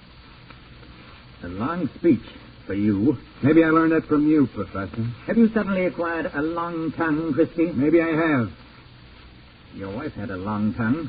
Too long. Much too long. I figured you were in that deal. No one has anything on me in that case, Christie. No one can even lead to me except you. And the most you could get me is a conviction for grand larceny. However, I have no intention of spending any time in jail. You're gonna fry, Professor. On the contrary, Christie, a respectable householder such as I has every right to protect his premises from an escaped convict such as you, particularly a thief such as you, even when the protection involves killing. Put away the knife, Professor. It doesn't go with the act. On the contrary, the climax of my act used to be an exhibition of knife-throwing light. All right, put it down, Professor. Down or into Christie here. All right, hold him, Wiener. I got him, Lieutenant. Let me go. You have no warrant. Quiet him, Wiener. Yes, sir. Okay, dump him in the car, Wiener. The doc can look at his hand down at the station. Check, Lieutenant. You all right, Christie? Yeah. Now I am. But you'd never get here, Lieutenant. Why, we were outside right after you shut the door. Nice work. We've got a good circumstantial case on him for the death of your wife and a clear case of attempted murder where you're concerned. And I've got a hunch, Christie, that the parole board will take early notice of your assistance to the police in this. Now then, before you go back to jail, you want to watch us book the professor for murder?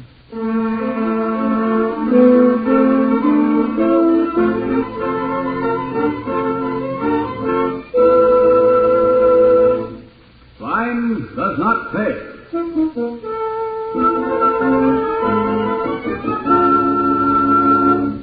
John Loder, who was starred as Professor Carter Forsyth in The Professor Pulls a Switch, will be back with you in just a moment.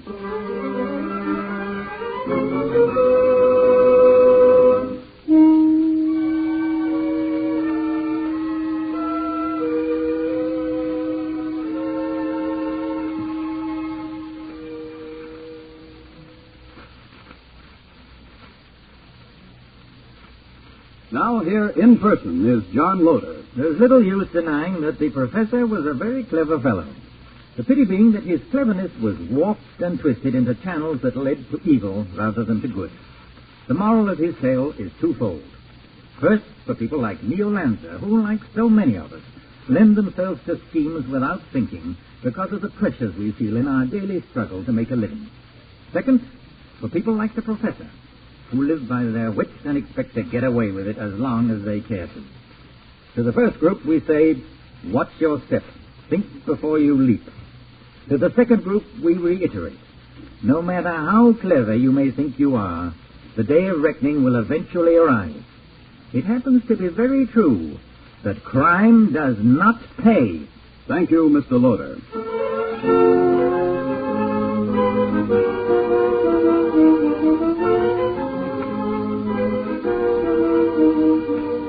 Crime Does Not Pay is written by Ira Marion and directed by Mark B. Lowe, with music composed and conducted by John Garth.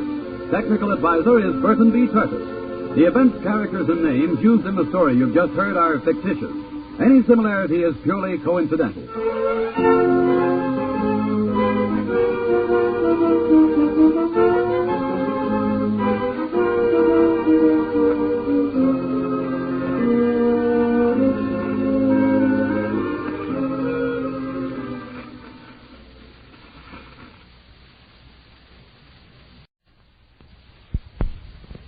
Crime does not pay.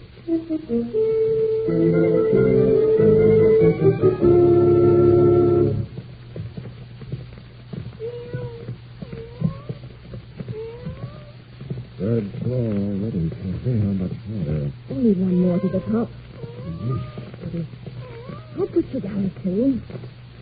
Hey, Dave, you're not letting the bit to fish too close, are you? Not every 6 steps. One hungry kitten. If you hadn't eaten for 5 days, you'd be hungry, too.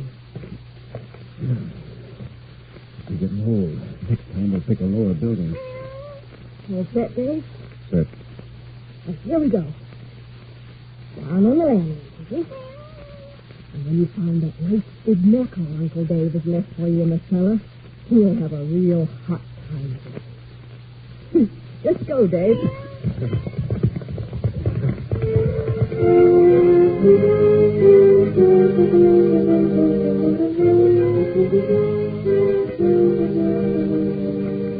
In the interest of good citizenship and law enforcement, we present Crime Does Not Pay, based on the famous Metro-Goldwyn-Mayer series of short subjects.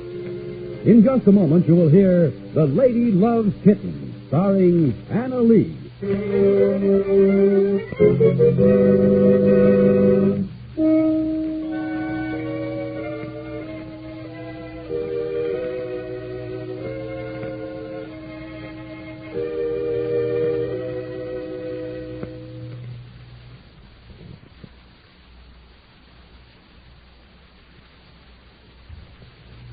Now, Crime Does Not Pay, starring Anna Lee as Kathy Patterson in The Lady Loves Kittens.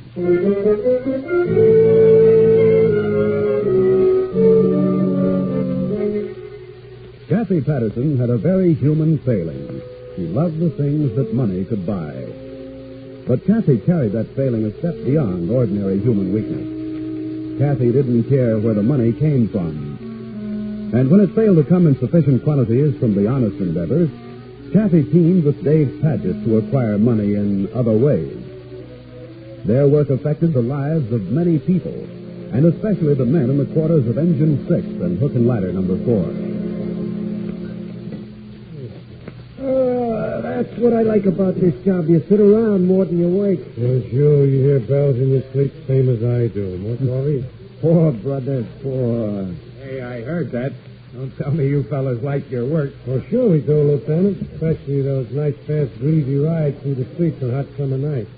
Coffee, Lieutenant? Yeah, thanks. Yeah, and a nice warm beds upstairs on winter nights that we have to get out of to climb icy ladders so we can get to the fire and get warm again. Well, when you've been in this racket as long as I have, you'll take the hot with the cold, boys. I mean, someday I'll grow up to be tiller man on the ladder truck. Hey, listen. 1, 1, 4, 3. Hey, that's us. Get out. That's it. Right. Come on. 1143 Carson Place in 8th Street. All right, come on. Hey, let's roll. Come on.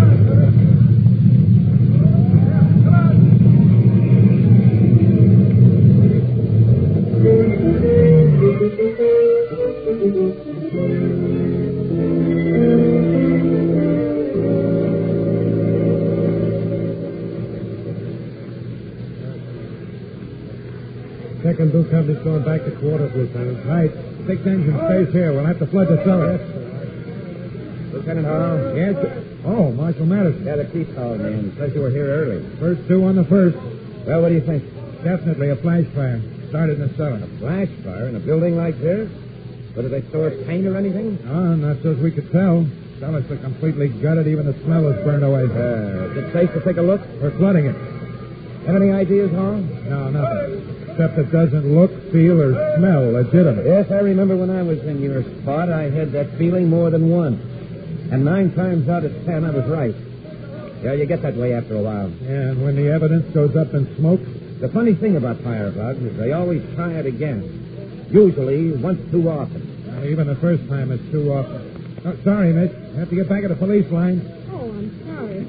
Is it dangerous here? The police seem to have gone away. Well, the wall may go any time. Oh, I see. Fire engines always fascinate me. Well, I always thought that was a boy's hobby, Miss Patterson. Why, Mr. Madison, I didn't know you in your helmet and that rubber coat. Are you a fireman? Well, in a way. I'm fire marshal these days. Oh, this is Lieutenant Hall of Engine Inspector. Miss Patterson Hall, a near neighbor of mine out home, lives up a block away. Pleasure, Lieutenant. Happy to know you. But still, I'm afraid Lieutenant's right, Miss Patterson. It'd be best if you did move along, please, as the police like to say. I'm on my way, gentlemen. I'm sorry if I broke any rules. I was on my way home and I heard the engine. Just couldn't help myself. Good night, Lieutenant. Good night. Hope I see you again, Marshal. Good night. Good night. And be careful of falling walls, Lieutenant. Shall I invite you to dinner sometime, Lieutenant? The lady loves fire. And I love my wife. But this is a new one on me, Marshal. A lady fire buff. What do you know?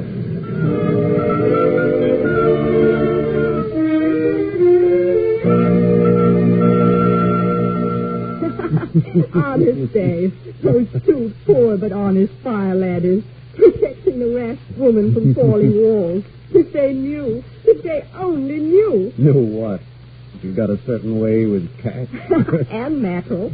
And oil lamps. And celluloid. Well, if they ever find out, they'll protect you all right. And me, too. Behind walls. High ones. Worried, Dave? He said the fire marshal recognized you. Sure. I recognized him. His house is 4 doors down from mine, and his kid Billy has been chasing cats for me. Are you crazy, Kathy? Like a fox. Nobody ever looks close to home for anything. I know, but sometimes you never know how smart they are. Not this time. Anyhow, it's easy enough to keep track.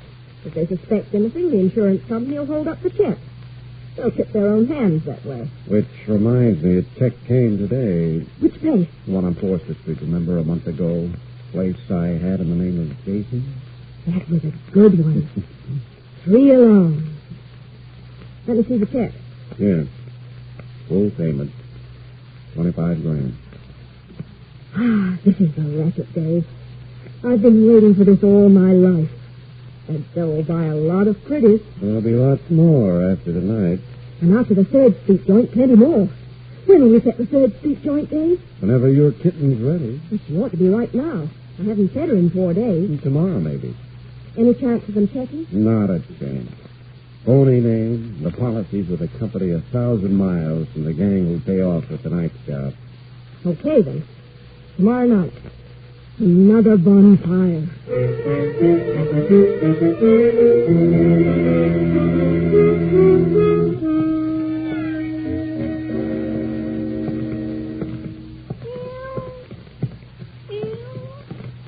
You sure he said everything right, Dave? Exactly right. The only part of this job I don't like is dropping the bait for Kitty. I hate handling fish. Isn't it worth it? Sure. Sure. Sure he laid out the celluloid, right? No matter which way the lamp falls, it'll hit the stuff. Boom. Simple enough. I think I can do it. Oh, I just get edgy, that's all. Until I hear the bells and the sirens. I added a slight gimmick this time. Will it leave any traces? Of course not. I just put some of the kerosene in the lamp and made a trail of it to the inflammables down in the cellar. It's neat. Can't miss. Cat jumps the fish. Lamp is knocked over. Celluloid goes up. Kerosene leaves the flames right where we want them. Perfect. Sounds all right. Let's get up to the top. 3rd floor already, Patty. How much higher? Only one more to the top. Pity. I'll put you down soon. Hey, Dave. You're not dropping the bits of fish too close, are you? Not every 6 steps. That's one hungry kitten. If you hadn't eaten for 5 days, you'd be hungry, too. Not too much on the steps, Dave. You want to be out of here long before Kitty comes to the end of the train. Don't worry about that. Must be getting old. Next time we'll pick a lower building. All set, Dave? Set. Then here we go. Down on the landing, Kitty. And when you found that nice big mackerel Uncle Dave has left for you in the cellar, you'll have a real hot time on it. Let's go, Dave. Come on. Oh, harder to run downstairs and let's climb up. That's why firemen slide down poles, baby boy. I beg your pardon, folks. I heard you running down the stair. Oh, it's just a slave. Oh, yes. Yes, you're Riley, the watchman, aren't you? Yes, sir. I'm just getting set for the night, sir. It's a long shift, this kind of work. Don't you get lonesome? Oh, no, ma'am, not really. I have my little radio. Mr. Smythe, he was nice enough to give me permission to play it at night. Yes, after all, why not? Well, not many employers permit it. Oh, can't see anything wrong in it. Well, Miss Carter and I were just going to dinner. Good night, Riley. Oh, good night. There's up the block, Kathy. I know. Phew. It was too close for comfort. Well, he's all right. No worry there. If he finds that setup in the cellar. One, he'll report it to me. I'll cover up. Two, he doesn't think I know it, but he doesn't make any rounds. He has a little nest for himself on the first floor in the back. When the fire starts, well, he won't want to let me know he wasn't doing his job. And three, who has a better right on the premises than Walter Smythe, the owner? Meaning me. All right. But I still say it's too close for comfort. The Chariot Man? Where to? The nearest firebox, baby. And we'll wait for the inevitable.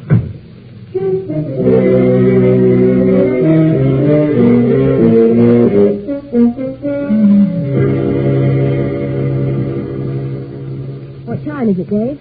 Must be close to 10. Too dark here to see my watch. The time is 10 p.m. Station WXE3, operator 17. There's your answer, Kathy. Straight from the fire department. All the modern equipment, even radio. Just so we can pick up the signals in the car. Taking that darn cat too long. Do you suppose Riley found her? Take it easy, honey. It's only an hour and a half. I don't like it.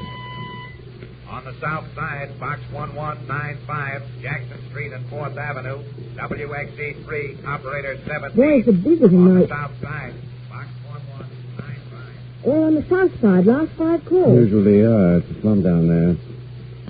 Uh-oh, they'll have a call in this neighborhood very soon, Kathy. I see smoke. Looks like a little flame. Must be going good. Heat must have broken the window. Let's pull the box. No, not yet.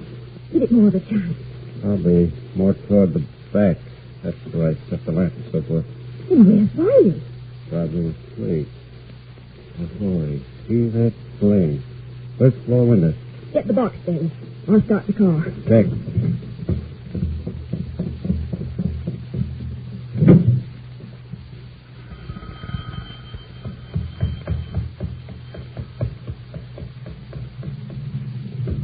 Okay, Kathy, let's go.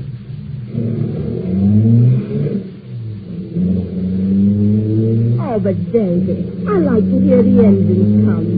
They have such nice bells. They ring like money. On the west side, box 1167, Morton and 3rd Street.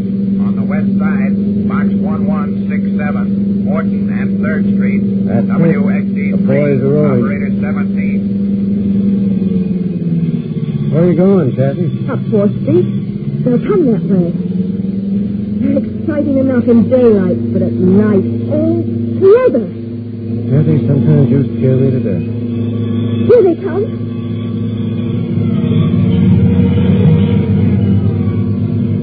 Oh, I love that. You still can take chances. Suppose somebody remembers a car driving away from the alarm box, and then somebody remembers the same car here. Oh, forget it, baby. Nobody will remember anything but the engine. They never do. On the west side, box 1167, Morton and 3rd Street. All companies operating on the first alarm. WXE3, operator 17. All companies, Davy. They're all working. We're a success, Davy.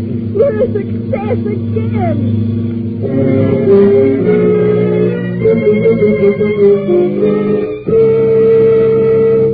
In just a moment, Crime Does Not Pay will continue with The Lady Loves Kittens.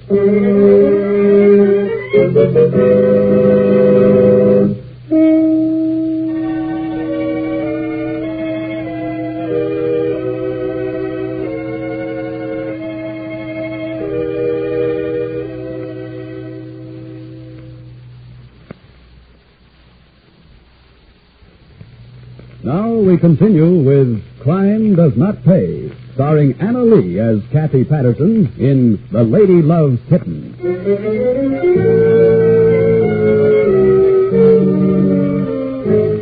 Kathy and Dave drove away from the scene of the fire. They drove as quickly and as far as discretion permitted. Their car radio, tuned to the fire department broadcasting station, told them, on the west side, second alarm, box 1167, Horton and 3rd Street. And a short time later, on the west side, third alarm, box 1167. Yes, Kathy and Dave considered themselves quite successful in that particular project. But back at the scene of the fire, once the flames were under control and the worst of the battle was over, a tired, begrimed Lieutenant Hall of Engine Company 6 reported to Fire Marshal Madison.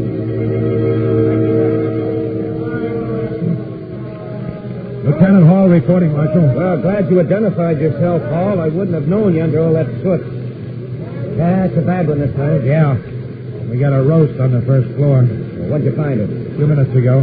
Man or woman? Man, elderly, probably a watchman. Must have been asleep. Kind of a cubby hole almost directly over the point where the fire started. Or was started, I should say. I see. The chief put a call in for the medical examiner and the public ambulance. That call go by radio? No, by land wire. Good. Now keep it quiet. I'll see to it that it stays out of the paper. You're sure it's arson? Well, we found another casualty in the cellar. Cat. There wouldn't be the remains of an oil lamp there, would there, Lieutenant? There's some twisted metal. I brought it out for you. I see. Any signs of bait? No. That probably went in the first flame. Yeah, it usually does. Well, it's the old trick, Paul. Obviously. Only this time, the device didn't go up with the rest of the bill. And one other item the arsonist apparently overlooked. There comes a time when simple arson turns into murder.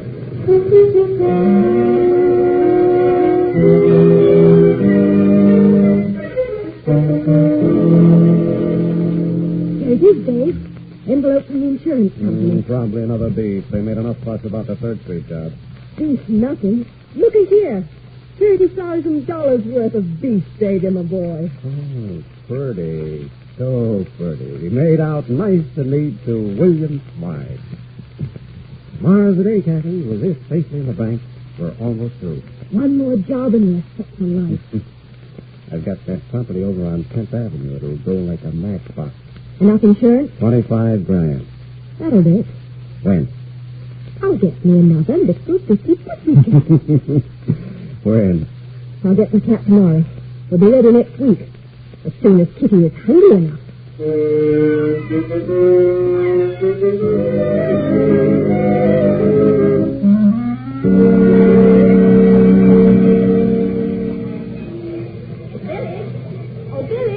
May I speak to you a moment? Oh, sure, Miss Patterson, sure. Call me in minutes. Fellas want me to play first today. Play first? First base, you know. Oh, yes, baseball, I see. We're going to play the team from the Blacks. Right away? Pretty soon now. Would you have time to do a little job for me before the game? Depends on how long. Just a few minutes. Same thing as before? That's right. This time I'll pay you 75 cents. But I don't know where there is a kitten today, Miss Patterson. It takes a long time to find one. And I got to play first. I know where there's a cat, Billy. Huh? I saw it run up that driveway. $1, Billy? No? Okay. Up this driveway? That's right. You can do it quickly, Billy. Woman. Ball games are important, but they're $1. Here, kitty. Here, kitty. Cat. Look at a whole house full of them. Here, kitty. Okay, kitty, you want to play? Come on, kitty. That's right. Well, I won't hurt you. Hey, want to scratch your ears, huh? Yeah, kitty. I got you. Ow! Oh, gee whiz. You got claws. I'm going to get $1. Oh.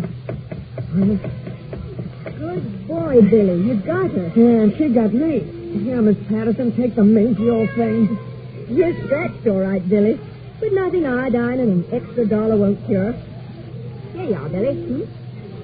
Thank you very much. Kitty. Oh, you're big, aren't you? Weird. $2 whole. Okay, fellas, let's play ball.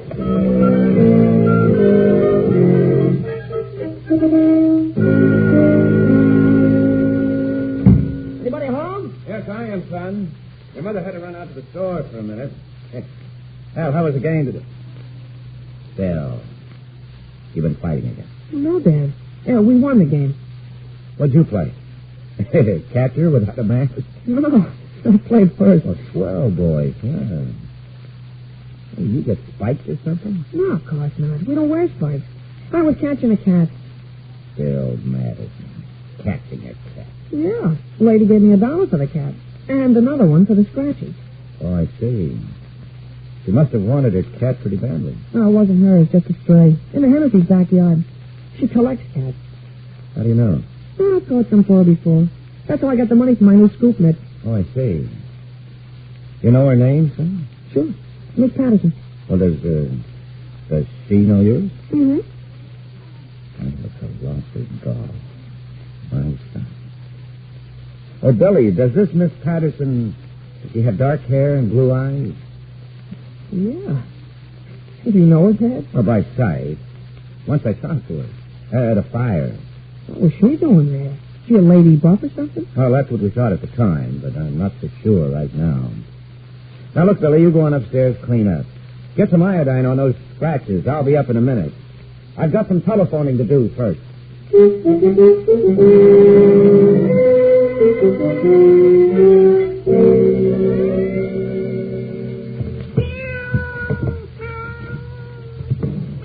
Hurry up, Dave. This cat is a devil. All right, fast as I can. Well, you'll tear me to pieces. Okay, give me the animal. You set up the fish. Here. You've got the celluloid, right? Fish on the table, lamp on the fish. All right. Got a match? You kidding? Oh, never mind. Use my lighter. All set. Let's start upstairs. Not this time, Miss Patterson, Mr. Paget. Hello, Marshal Madison. How's your big son? Never mind that. We've got you cold. But you can't prove a thing. This is my property. If I want to experiment in the cellar, it's my business. No good, Paget. We've had you tagged for weeks. We traced you through the last insurance company. And both of you have been tailed for a week, ever since your partner used my son as a cat snatcher and he got scratched. I told you, Kathy, that time you went too far. Shut up, Dave. Don't talk till we get a lawyer. It'll have to be a good one. The charge won't be arson. It'll be murder. The watchman died in that last fire. Dave, give me the cat. Here, take the lousy animal. Bring the cat here. Not on your life, Marshal. This kitten gets his fish. Marshal, the celluloid. Go! Out! Let's go! Oh, get out of here. That goes up like dynamite. We'll get back home. Get back to me. Get back home. Let's see you put this one out, Marshal. Oh, grab Patrick. Let me out! Let me out! Get him. Come on, you. Oh, God. I can't see. I can't see. Get him out of here. I'll take the girl. Where is she? She's back there. I can hear her, but I can't see her. She's moving, Paget. Kathy! Patterson, this way. Get down and fall. I can't get through to you. Don't try, Marshal. I'm not coming out. Kathy! I told you what. I'm not fire. Patterson, don't be a fool. You can't reach her, Marshal. She's gone. Come on, get out. Somebody better pull her back quick. Fire! Kathy! I can't see. I can't see. All right, Hall, we'll get you out. Only this time, Patrick, you won't collect any insurance. I'm only sorry that your girlfriend won't be around to sit in the same seat that you're headed for.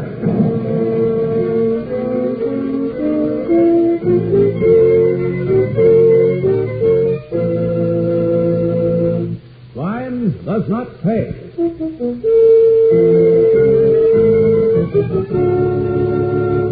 Anna Lee, who was starred as Kathy Patterson in The Lady Loves Kittens, will be back with you in just a moment.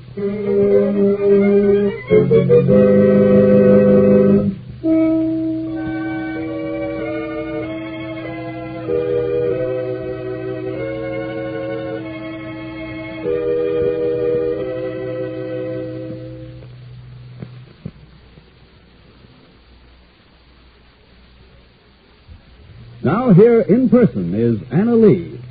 Kathy Patterson was very sure of herself and very certain she was smart.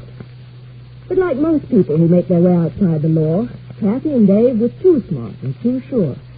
In the end, they outsmarted themselves because they underrated the wisdom and the patience of the forces of law and order, plus that extra little piece of luck which always falls on the side of the angels. Kathy and Davy lost out, as the criminal inevitably loses out. The simple truth of the matter is that, contrary to legend and to some kinds of fiction, crime does not pay. Thank you, Miss Lee.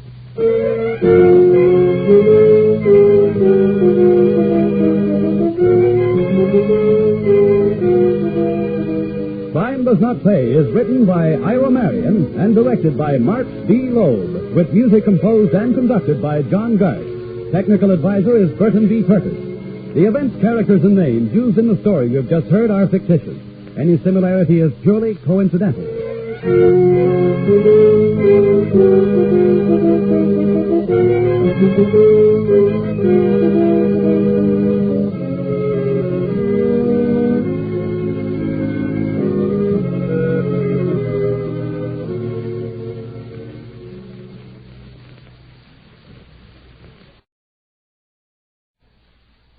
Crime does not pay.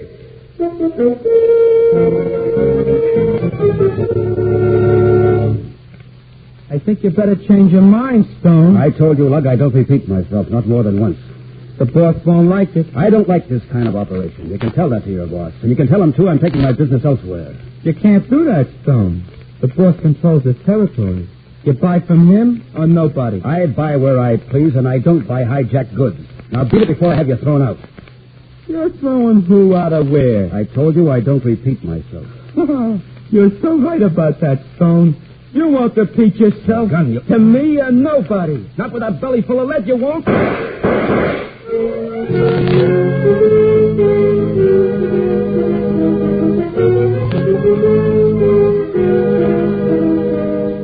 In the interest of good citizenship and law enforcement, we present Crime Does Not Pay, based on the famous Metro Goldwyn Mayer series of short subjects. In just a moment, you will hear Once Too Often, starring Herbert Rudley.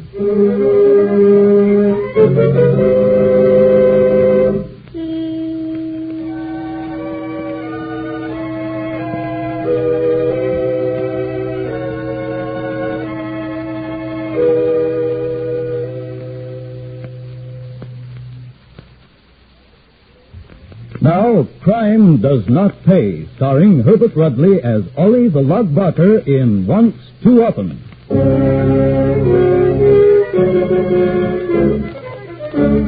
There is a familiar adage that civilization, like beauty, is only skin deep. From time to time, proof of this is offered in the person of people from whom the veneer of civilization has cracked, if it ever existed for them. Ollie, known as the Lug Barker, was such a person. Ollie served his boss Riggs, in several ways. One was in the collection of outstanding bills. The other, a direct outgrowth of the first, in the swift elimination of debtors who refused to pay. Ollie enjoyed his work, particularly the latter portion. To Ollie's elemental mind, death had no meaning when other people died. This made Ollie valuable to his boss and a trusted lieutenant. Lug, I've got a small job for you. The rope or the piece, boy? Neither as yet. Stick around. I want you to hear this phone call. Dad, I'm sticking.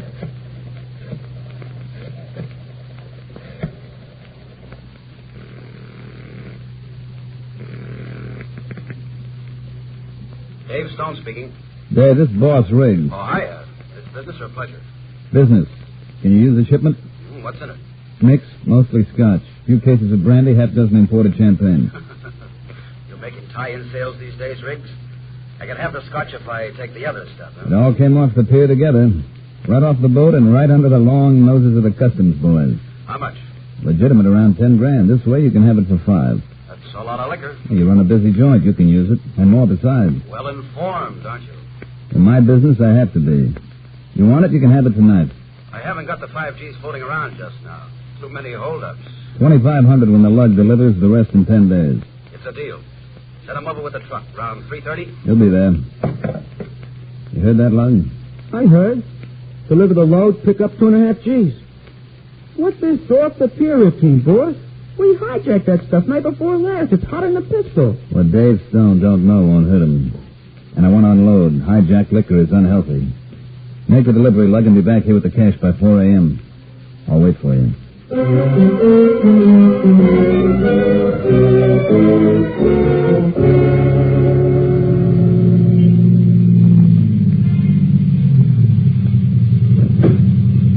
Keep the change, cabby.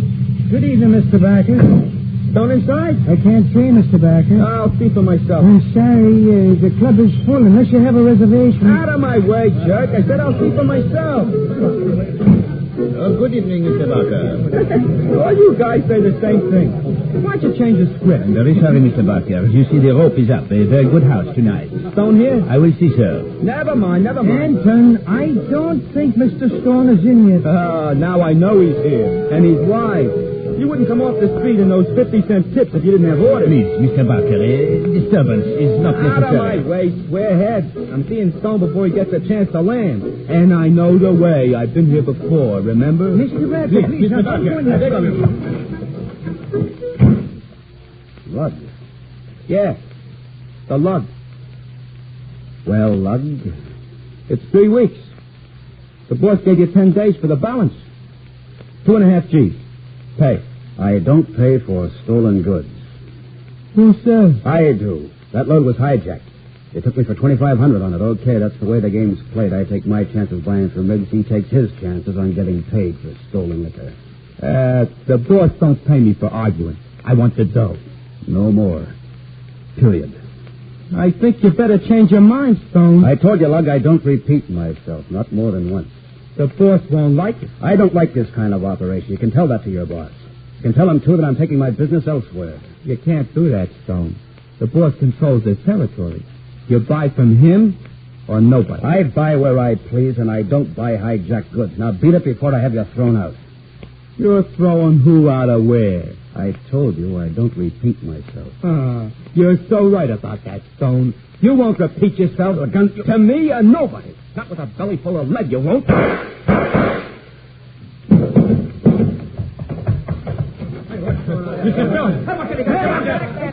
Anton, we shouldn't. This one is shooting us for skull. Only I'll blast you. You'll blast nobody else, you gun-crazy coon.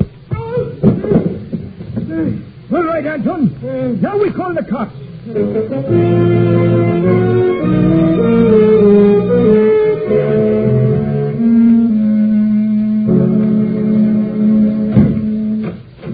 Sit down, Barker. I want to talk to you. Who are you? Assistant District Attorney. My name's Fulton.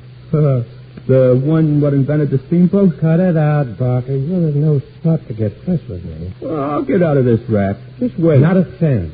2 witnesses caught you at the scene with a gun in your hand. The boss will fix the rap. You can't fix a killing, Barker. You've been around long enough to know that. I've been around long enough to know that no DA comes down to this stinking jail just to talk. That depends, Barker. On what?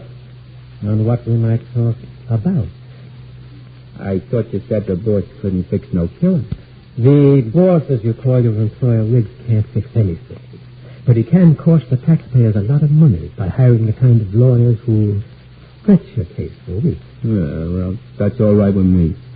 The jury gets sick and tired of them, they're liable to let me off. I've seen it happen. Mm-hmm. On the other hand, they may get so angry at losing valuable time from their regular work that they'll convict you. And a first-degree murder conviction, Barker, well, a man with your record doesn't get pardoned. Okay, Spieler, so get to the point. You want to fry me. It'll look good next election. I'm not especially anxious to, as you put it, fry you, Barker. No? Well, what then? You making with a deal? In a way. I want a conviction. You don't want a fuss. Now, there may be common ground someplace in between. Look, mouthpiece, them fancy words mean something, I know. Suppose you spell it out for me. Nice and slow. We don't have to go to trial at all, Barker. One minute you got me all strapped in a hot seat, next you say I don't even have to go to no trial. Make up your mind. The judge might accept a plea of manslaughter. Barker. Oh, at last he tells me. Copper plate. You talk to my mouthpiece? Riggs hasn't hired one yet. I'm talking to you. I gotta see a lawyer. You guys got too many tricks. Now, look, this is very simple, Barker. Even you should understand. Now, look. You stand trial, you'll go to the chair. I don't believe there's any doubt about it. You plead guilty to second-degree manslaughter, behave yourself in prison, you come out alive after not too much time. How much time? Well, it depends on the judge. I'd say about 5 years, no more than 7 or 8. I'm not promising that, Barker, but that's the usual thing. Well, Barker? I don't know. You get your life, I get my conviction. The state saves expense, everybody gets a break. How about it? You know, you sound like just one of those characters of the circus. Step right up, folks. Everybody wins. Nobody loses. Everybody wins. No joke, Barker. Killing a man is no joke. Except maybe to someone like you. What do you say? Take it or leave it? You think I'm a dope? Of course I'm taking it. Match. What else?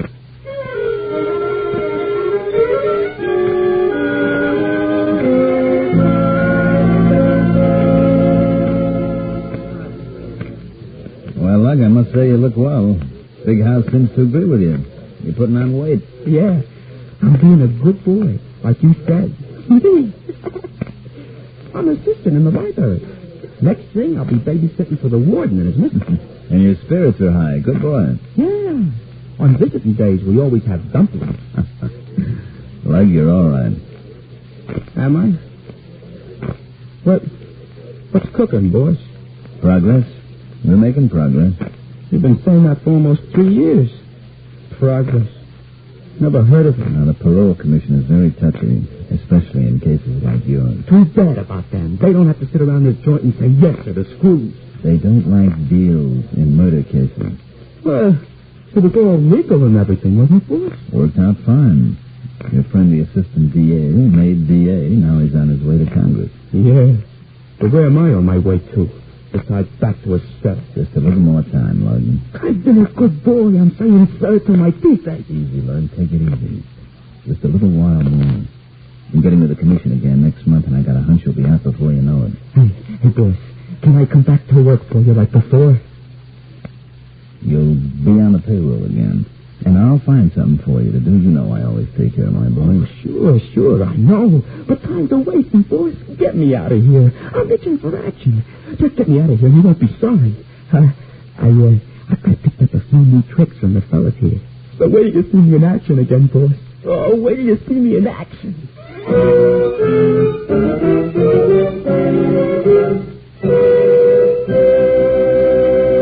In just a moment, Crime Does Not Pay will continue with Once Too Often.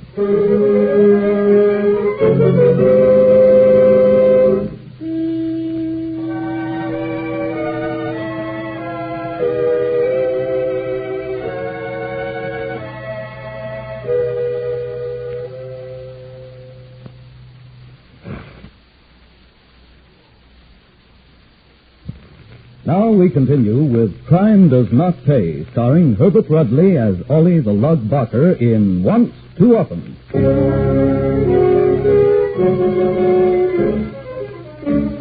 In due course, the good offices of the boss and his battery of legal talent worked for Ollie. The Lug came out of prison on parole.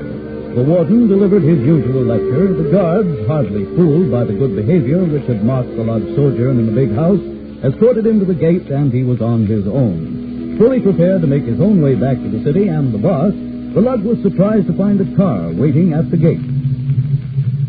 Ollie, want to ride? Oh, Nick. Joey, what are you doing here? Well, that's easy to figure, isn't it? Older brother calls for younger brother and hopes he can help the young fella go straight. You don't sound like you believe that yourself. I'm not sure I do, but Ma wanted me to come up here, so I did. Get in. Don't mind if I do. Home, James. You want to come home? Could be. Ain't seen the old lady since the day I copped that plea in court. You were lucky they let you off that easy. It was a deal. Connections. You gotta have connections. I suppose you do. In my business, you do. Meaning not in mine? Unless you do a lot of cleaning. The boss could help you in that racket, you know. He runs the cleaners in town. No, thanks. I'm doing all right. If I need any connections, maybe I'll ask you. The tailor business not so hot, Joey? It's honest. But not so hot. The kids are growing up honest. Like I didn't? Well, if you want to put it that way. I ain't no more dishonest than you. I do like I'm told. I get paid, I don't double-cross nobody, and I give what I get paid for. That's honest. Yeah, I suppose that's why you went to prison. That was an accident. How should I know that squarehead in the doorman was there to grab me? And that the doorman had a blackjack? Can't figure everything. And I still say I'm honest.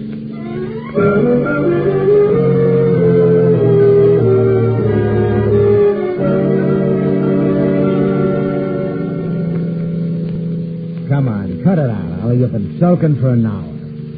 Okay, I agree. In your way, you're honest. Okay, forget it. Well, cheer up, kid. We're almost home. Yeah, I ain't forgot the neighborhood. Even the same garbage cans like 10 years ago. Pond Ma could move, but, Ma, well, you know how she is. Yeah, I know. I know about Pa, too. He's still coming home stiff on Saturday? He works hard. He's got a right to his relaxation. Even Ma says so. Now she says so. Boy, she used to smack him around plenty. You remember the night she wanted to jump on it with both feet? We had to hold her down? Yeah, well, they were both a lot younger then. She'd be glad to see you, Ollie. So far. What'll she do? Pray over me because I knocked off a bum who should... Well, what if she does? Will it hurt you to please her? Okay. I was only asking. Just behave yourself. You get me? You could get an order. Big brother. Yeah, and I can still take you anytime, any place, and I will if you make one crack in front of Ma. Hey, where do you think you're going? Out. They sure put traffic lights at perfect corners. Get back in. I'm blocking traffic. There's you. I gotta go into that store. Something I want to buy. See the sign? That's a hot shop, brother. Ma's expecting you. Tell her I'll be around. Tell her I gotta see my boss about getting my job back first. And tell her I stopped in the hot shop to get me some tools for my work. See you later, Joey. Come on, get going. You're blocking traffic. And thanks for the ride. Think that giraffe will hold together for another 4 blocks?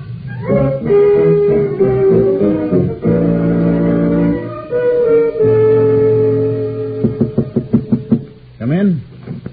Hiya, boy. The lug. Well, you made it fast. Yeah, my brother called for me. You a brother? Why not? And a father and a mother, too. That's a switch. I thought you came into the world full grown. How come your brother was waiting at the gate? He wants me to come home. Well, maybe not him so much, but Ma does. You know, Lug, that might not be such a bad idea. Me? Living home? After 3 years in college? Oh, are you kidding? There's nothing a probation officer likes quite as much as a parolee who's living with his mother and going straight. Oh, I get it. A cover-up. No, Lug. No cover-up. I mean it. I mean it straight. You mean you want me to go straight? I do. But look at the chance, boy. I live home like you and Ma want, see? Everybody thinks I'm doing okay. Maybe I even work for my brother to live in suits or something. And all the time I'm doing jobs for you and nobody knows the difference. Sorry, Lug. No deal. But you said... What did I say, Lug? You said I could have my old job back. I didn't say when. I ain't had no action. I'm burning up the... You didn't say when. Figure it a minute, will you, Lug? What good are you to me right now? Just as good. Maybe better than before. You're on parole. Every cop around will be watching you. They probably know you're here right now. Any job you do, they'll trace right back to me. I can't have that, Lug. I'm sorry, but I can't risk my business like that. Then what you screwing me for? Because I always take care of my boys. You're on the payroll, kid. Half pay, but that's not bad. I don't want no dough for doing nothing. You'll be doing something. You'll be staying away, far away from me. One of the boys will bring you your dough every Friday. I want to work. I tell you, I got great ideas. No dice, Lug. You do one job and you'll go back and finish out your term. Nobody's got to know. But they'll know, Lug. Believe me, they'll know. Look, boy, I left Joey at a traffic light, see? On account of the course, there was a hot shop on the corner, which I knew from the old days. Look what I got, boy. Sawed-off 38. Spring knife. Got a 5-inch blade. Shells to the 38. Besides what's in the cylinder now, an ice pick. All I got to do is file it a little at the point. Did I do good, boy? All this stuff, and I ain't been out 6 hours yet. Lug, don't you know you violated your parole just by carrying these things? You don't have to use them, just carrying them is enough. But you said I'd have my job back, so I picked up my tools. Out, Lug. Out? What do you mean, boss? Scram. Beat it. Slow. In other words, no work here, Lug. But you said... You reminded me about that before. I told you no. Not now, and I mean it. You're through. If you're not out of here in 5 seconds flat, you'll go off the payroll as well. I do the dirty work. I go to school. I'm the guy who gets the juice mill. I'm the guy who says third with the school. Shut up, Lug. I won't shut up. I won't let you talk to me like I was a school kid. Get out. Now. I never crossed nobody in my life. You got no right to cross me. Any more of this and you won't get out of here alive. What do you think you're talking to? I'm the guy who knocked off Louis Davis. I'm the guy who took care of Numbers Jackson. I'm the guy who blew a hole in Dave's stone. Nobody talks to me like that. Nobody. You want me to call the boys, Lug? You don't call nobody. Not when I got this in my hand. Lug. A 5-inch blade, boss. Lug. Brand new, sharp as anything. Stay away from me, Lug.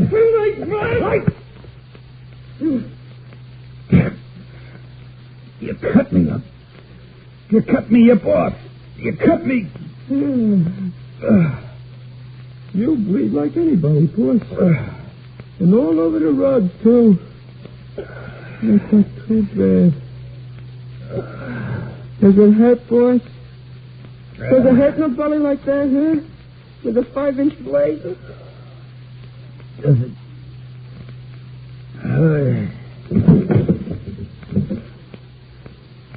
You shouldn't have done it, boss. Shouldn't have thrown me out. You shouldn't have tried to throw me out.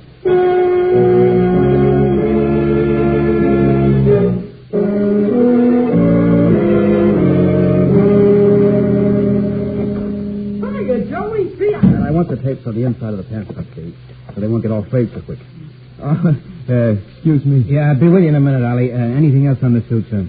Could check the pockets for holes. Clean and fresh. Yes, sir. Now, will next Tuesday be all right? I kind of wanted it for the weekend. Saturday afternoon, maybe? Well, I couldn't promise, sir. I'll do my best. How much?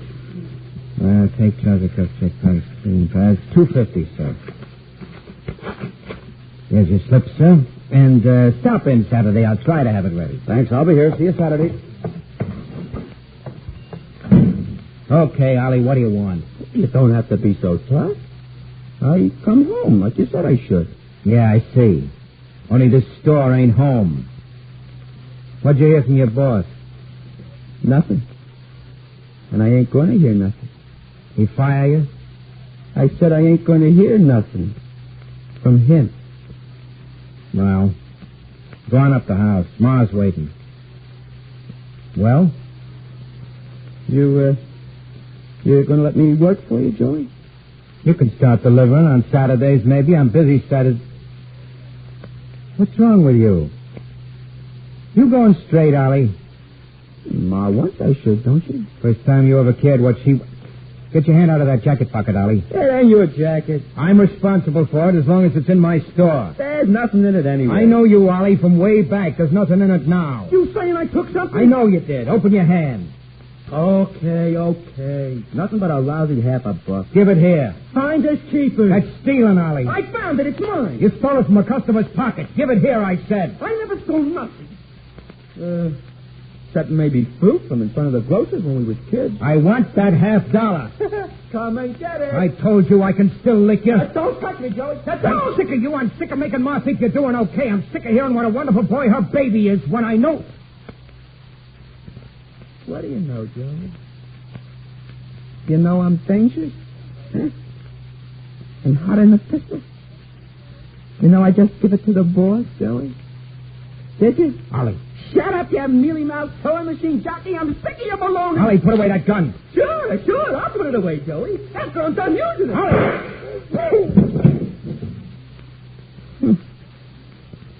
Wouldn't even let me have a lousy $1/2. Anything wrong in here, Joe? The folks next door think they heard it. Oh, no, you don't. I remember you. Break the other wrist with my nightstick, too. I didn't do nothing. Next to cop killers, Lug, we hate mugs who kill in their own families. Move, I said. This time you'll fry.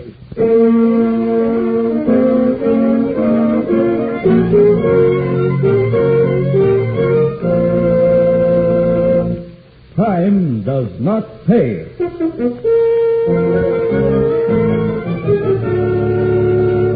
Herbert Rudley, who was starred as Ollie the Lug Barker in Once Too Often, will be back with you in just a moment.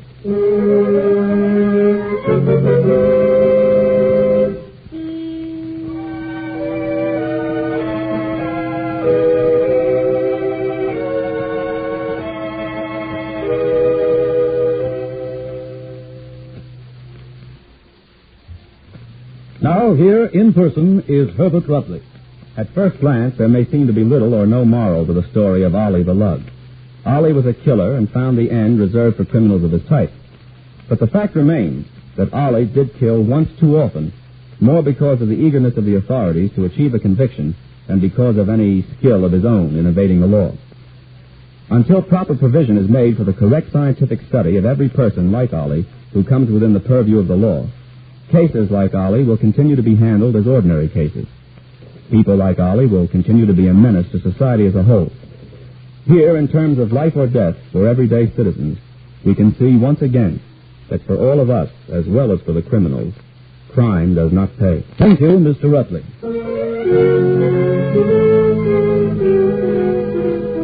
Crime Does Not Pay is written by Ira Merriam and directed by Mark D. Loeb, with music composed and conducted by John Gard. Technical consultant is Burton B. Turtis. The events, characters, and names used in the story you have just heard are fictitious.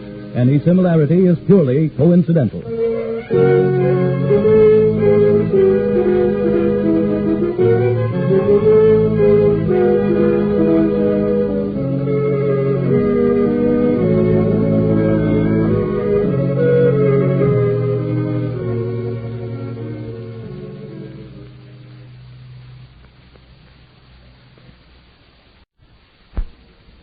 Does not pay.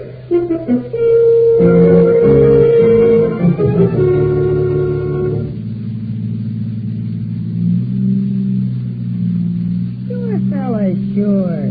But we still don't get half the dough we oughta for the chances we take. What do you want, Patsy? A 4-horse Harley that's a sure thing? There ain't no such animal. What do you want to do, beautiful? Knock off Green's jewelry store? Why not?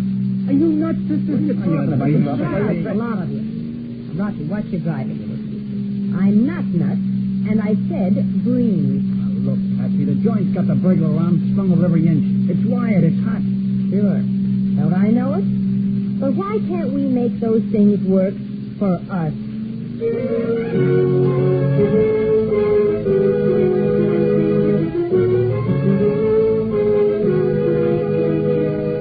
In the interest of good citizenship and law enforcement, we present Crime Does Not Pay, based on the famous Metro-Goldwyn-Mayer series of short subjects. In just a moment, you will hear Burglar Alarm, starring Betty Furness.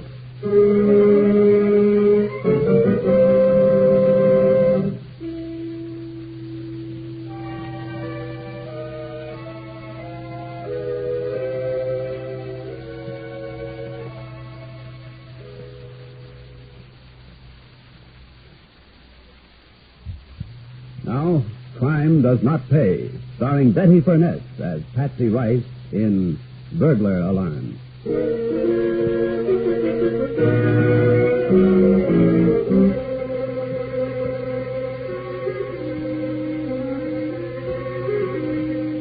There are almost as many names for the kind of district in which Patsy Rice was born as there are cities with slums. And no matter the name, it always looks the same. Dilapidated tenements, littered streets, washed, fluttering futilely, dirty again before it's dry. And the kids, racing in the streets, screaming across the gutters, bursting at the seams of their clothing and the seams of the slums they live in. Patsy Rice was one of those kids. So were Rocky and Roller and Jappy, her immediate pals. They grew up together, learned the same bitter lessons together, beat their heads against the same stone walls together, and were inseparable until Jappy finally had to go away for a while. When Jappy came back, there was a welcome home party of sorts. Why doesn't he come home, eh? Why doesn't he come? Don't worry, he'll be here. I told him the drinks was free. You know, Jappy, when the drinks are free. Drinks? 6 Cokes and 5 bottles of beer. Oh, what's eating you, Patsy? You like beer? Tomboy grew up, Roller. Like all dames, she wants egg in her beer. I want a decent drink once in my life. Can you buy it for me, Rocky? Easy does it, beautiful. Leave it to Rocky. You'll wear mink yet. When? When my bones are so old and cold, not even mink will keep them warm? You're a long way from that, Patsy. Thanks. You'll see, kid. I'll buy you plenty. On what? The kind of job sent Jappy up for 90 days and leaves us to give him a party on 6 Cokes and 5 beers? Quit beefing, will you? He's here. Jappy, you old jailbird. Jappy hates Jappy. So you're out. How was it, Jappy? Not good. Very ungood, in fact. Oh, come on, have a drink, Jappy. Yeah, what'll it be? Coke or beer? Sit down, Jappy. Take a load off your feet. Yeah, that I'll do. Oh, this feels okay. Now, let me look at you, Patsy. Okay, Jappy. Why? I want to look, that's all. A fella can look. Patsy's my girl. He wants to look. Because where he's been for 3 months, he felt like he'd never see a girl again. And all the while, nobody talked about anything except a girl. That's right. That's right. Okay. Now give me a beer. Yeah, sure, okay. Hey, Jappy, old kid. Must have been pretty rugged, huh? 90 days ain't so much. When somebody else gets him. Not so much like 90 months, maybe. But bad enough. Plenty. You don't just sit down. You gotta work, and plenty. Laundry or the rock pile? How come you know so much? I made it my business to find out. Yeah? Why? Because I figure we're in business. And when you're in business, you gotta figure the risks and know the losses as well as the profits. See? She's right, fellas. The guys who was inside, guys who've been there before. They figure all the time. They don't try no job unless they know the odds pretty close. When I told them what we tried, they said we was jakes. Real jakes. On account of what we got out of it? Yeah, that and on account of I got caught. I shouldn't have got caught. We should have figured the cop on the beat. Not just busted into the joint any old time. You hear that, Rocky? Roller? Jappy didn't have to go up. Not if we figured right. And that's what we got to show for it. What'd that fence give us for the haul? Was it worth the trouble? Okay, kid, if you're so smart. You got any ideas? Could be, Rocky. It just could be. Ready to listen instead of yakking your head off for a change?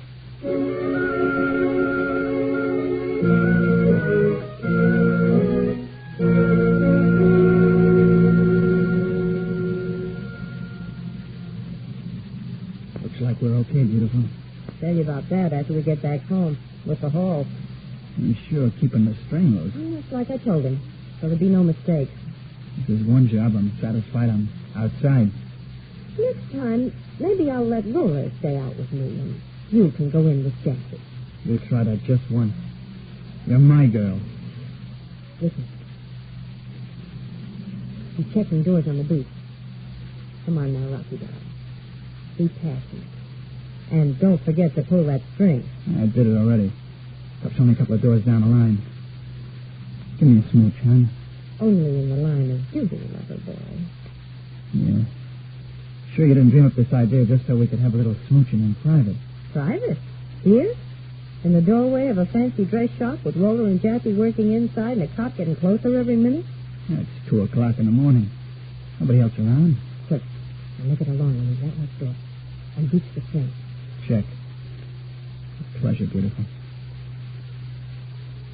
I could enjoy this myself. Yeah, now, what's all this? Oh, a policeman. Sorry, officer. Sorry, folks. This ain't allowed. What's the matter, kids? Big sister got the living room tonight? Well, that is yes, and Well, I'm not the one to be spoiling young love on a summer night, but this is no place for spooning. Now, off with you now. Yes, sir. Yeah. Oh, sorry, officer. we didn't mean anything wrong, officer, honestly. Any place that's dark, I guess. Oh, well. Well, door's okay. Oh, now. What's this? String through the keyhole? Now, who'd be fishing for what through a keyhole in a place like this?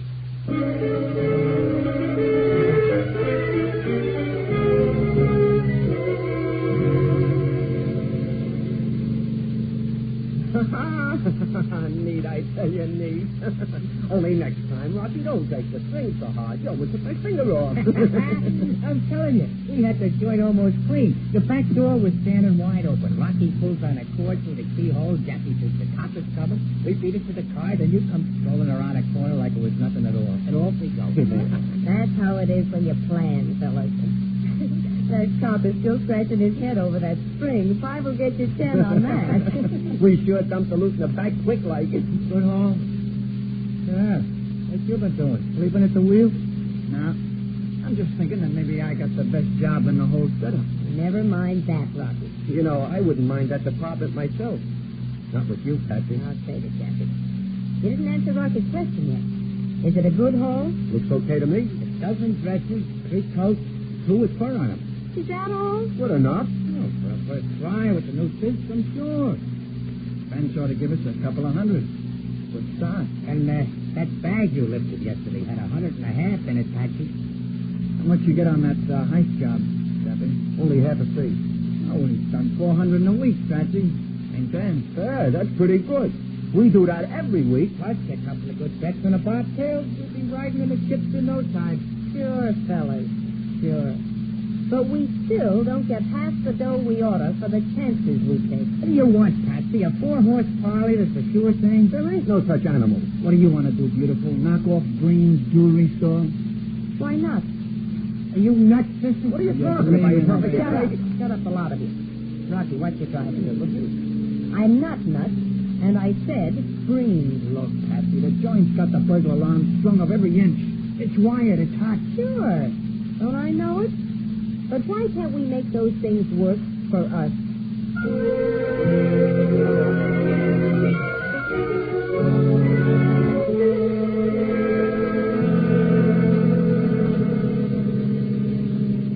Good luck, fellas. Got everything straight? Yeah. Oh, sister, what'll happen to my parole if we're caught on this one? We're not going to be caught. If you do like you're told. Listen, who's giving orders? Okay, so I'm giving orders. And since you've been taking them, Roller, you haven't been rolling drunks for your room rent, have you? Okay. Ain't complaining. You don't have to rub it in. Take it easy, kid. I mean you, Patsy. I'm sorry. I didn't mean it like it sounded. Hey, it's awful empty. Streets around here. Traffic here on Sunday morning. Is that why you picked Sunday, Patsy? No traffic, I mean? Other reasons, too. Park here, Rocky. Check.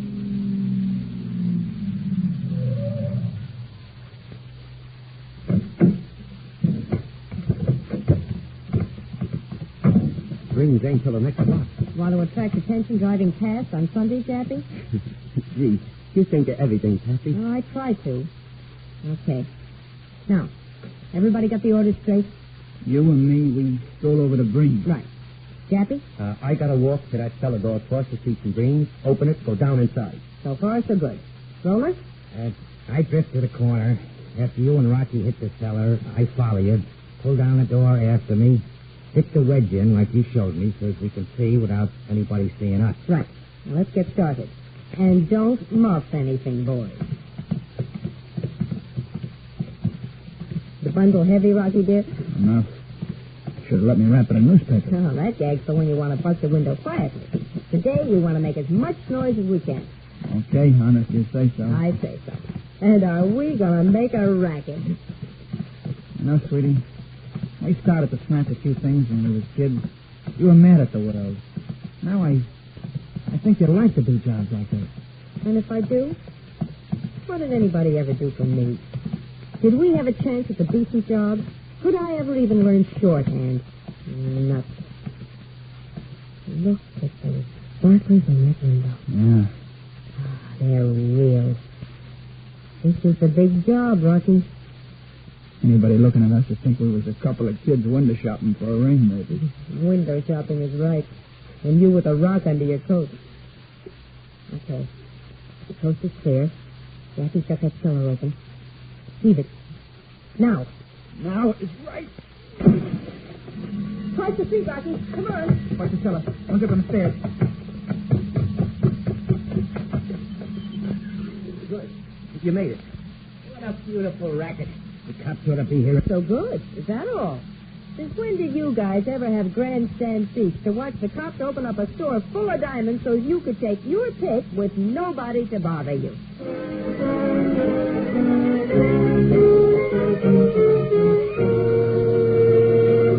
In just a moment, Crime Does Not Pay will continue with Burglar Alarm.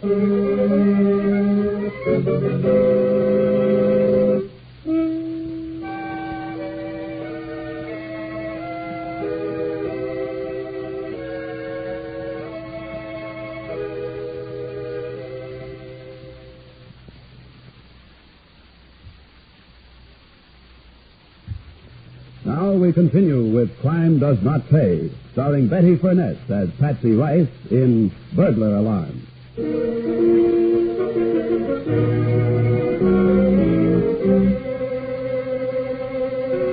Patsy and the boys waited in their grandstand seats. The slightly open cellar door gave them a full view and almost full hearing of the events about to transpire across the street, where plate glass lay in shattered fragments on the sidewalk, and the burglar alarm shattered the Sunday quiet with its shrill ringing. Shortly, another sound was added.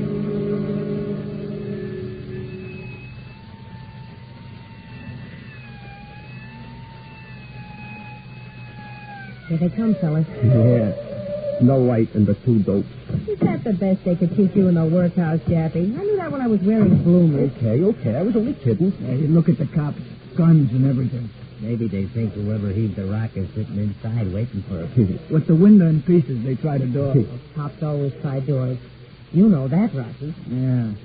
Don't they, though? Nice fellas. They like young romance. Hey, what are they doing? Counting the sparklers? Yeah, something like that. If anything's missing from the window, they can usually tell. We didn't take nothing. That's part of the idea. Now look, shut up, all of you. I want to hear what they do next. Hey, they're coming over here to their car. Shut up, I said. Okay. Dispatcher from car 54. Dispatcher, car 54. This is Morgan, car 54. We responded to the burglar alarm. Green. 8th and Madison Street. Yeah, the window's smashed. Looks like that's all. The showcase wasn't touched. When the rock landed, a few of the things were pushed around. Nothing seems to be missing. They must have been scared off by the bell. Get off. Get him. Rocky. All right. Now, we'll stand by until you can get a crew over to board up the window. Car 54 over and out. Okay, we gotta stick around, Joe, till we get a crew over here. That's it, fellas. Just like I figured. Now all we gotta do is sit tight and wait.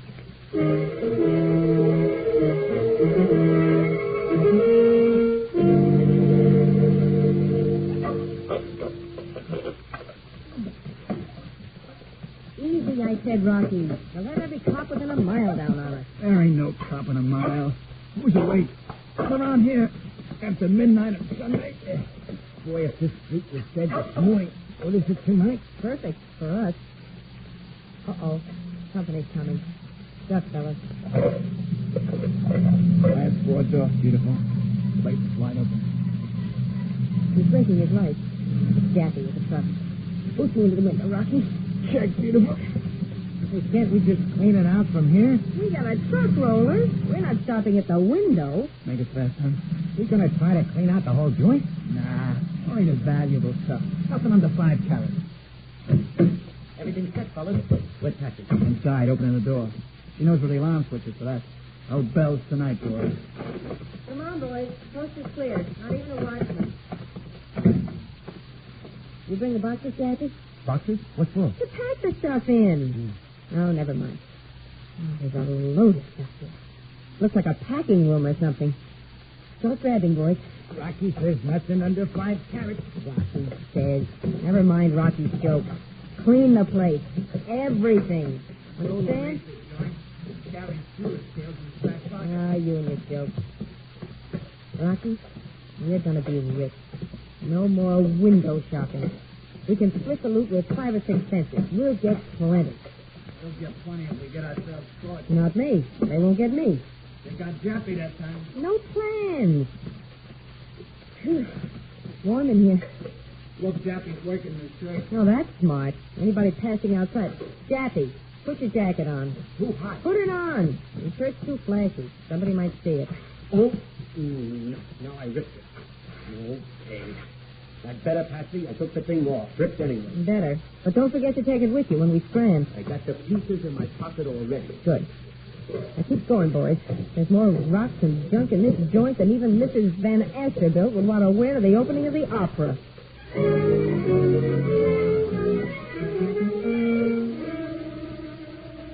Wilson? Is this Lieutenant Wilson? Yes, this is Wilson. This is John Breen, Wilson.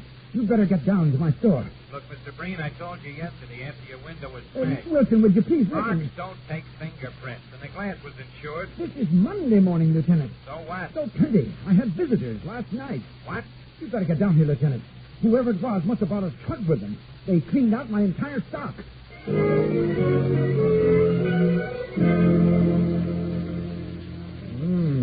When you said clean, Mr. Breen, you weren't kidding. It was planned, Lieutenant. It must have been. Somebody even pulled the switch that controls the alarm on the door. And it's a special one. I see. Pried a board loose, ran through the broken window, and then opened the door. And walked out with every diamond in my store. Except those in the safe. Well, we'll get them for you, Mr. Breen. I hope. Hey, Morgan, any sign of prints? No, Lieutenant. Not to work with gloves. But there's this. I see. Do you or any of your clerks wear shirts this color, Mr. Breen? My employees and I wear only white shirts, Lieutenant. It's the rule of the store. I see. Interesting. Laundry mark and all. All right, Morgan, start a tracer on this mark, will you?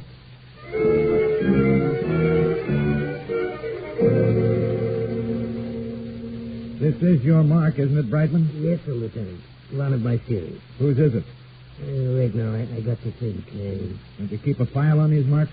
No, only regular customers. There's no time for once in a while. Anybody who wears green shirts like this one must have been... Well, you ought to remember him. The shirt, I remember. This fellow, he comes in maybe 2 weeks ago. I remember because all the shirts in the bundle, pink, yellow, blue, green. Always at least one is white, but not this customer. Pink, yellow, blue, green. What was he wearing? A suit. What else? What color shirt? I think... Yeah, lavender, I think. Mm-hmm. And the suit? Like the boys say, sharp, brown, a little yellow stripe. Kind of stood out in the crowd, that baby. Yeah. Also on account of his face. Why, scar or something? No, sir, Lieutenant, but... Well, I noticed... Anybody would notice. The eyes. Very narrow. The hair very black. Almost like Japanese. Except he's not Japanese. You leave his name and address? No, sir, Lieutenant. He takes the ticket, comes back to the shape. No name, not that time. You know him again if you see him? Yes, sir, Lieutenant. Good. Get your hat. We're going downtown and look at some pictures.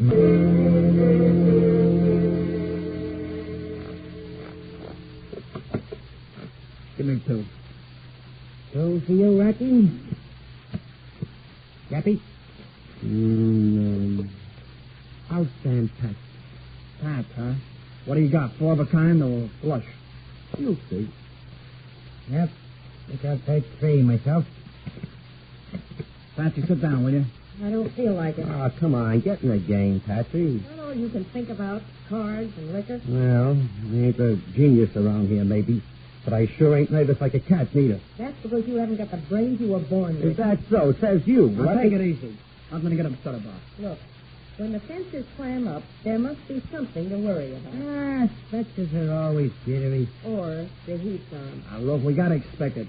Brain must have had insurance, so they put the insurance sticks on the trail. What trail? We all wore gloves. Jappy's the only one of us whose prints they got. I didn't leave no print. I ain't anxious to go back to no tan. The light was too hard. Hey, what about your shirt, Jappy? The one you tore. I burned it. I burned it like she made me. Oh, I sure hated that. It was such a terrific dream. Are we playing cards or are we playing cards? All right. Put your hands in sight, all of you. Cover him, Morgan.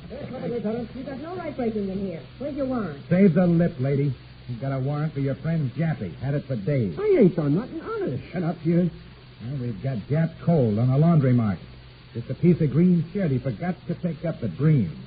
But we figured he didn't have the brains to plan this one, so we let him lead us to you. You can't prove anything on us. All you got is a laundry mark on Jappy, and he's been away before. You hear that, Jappy? He wants you to take the rap for your pal. Yeah? If there's a rap, we'll get it together. Jappy, don't be a jerk. What in your lip, Jappy? You heard the fellas, Jappy. Yeah, you heard your pals, Jappy. You're the only one with a record. Second time around for you. Do I get a break, Lieutenant, if I talk? Shut up, you two. Stop talking, Jappy boy. She planned it. She laid out the whole deal. She and Rocky. And a job on that dress shop over on State Street with the string and a keyhole. Why, you dirty, rotten, sniveling stooger, you're going to get my hands on you. Okay, boys, we've got enough. And we'll have more after Jappy boy goes on with his song in private. Get moving. You two, girlies. I won't. You'll have to drag me. Get moving, I said, or I'll give it to you again. And you've no idea how I hate to sock a lady.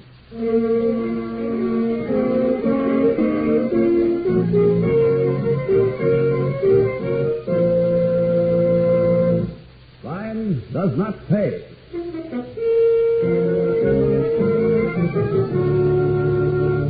Betty Furness, who was starred as Patsy Rice in Burglar Alarm, will be back with you in just a moment.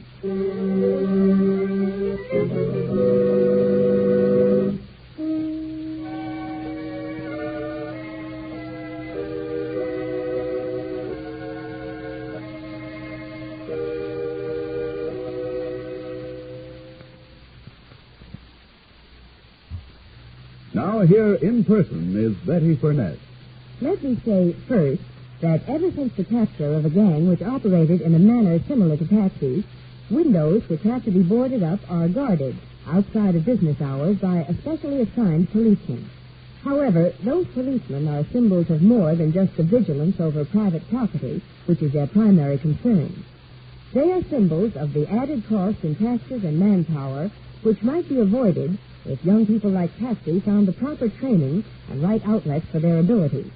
It's society's loss in more ways than taxes when a mind like hers turns sour through no basic fault of its own.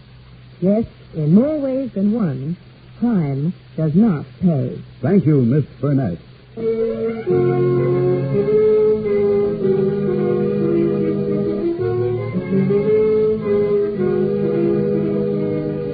Crime Does Not Pay is written by Ira Marion and directed by Mark D. Lowe, with music composed and conducted by John Garth. Technical advisor is Burton B. Turkis. The events, characters, and names used in the story you've just heard are fictitious. Any similarity is purely coincidental.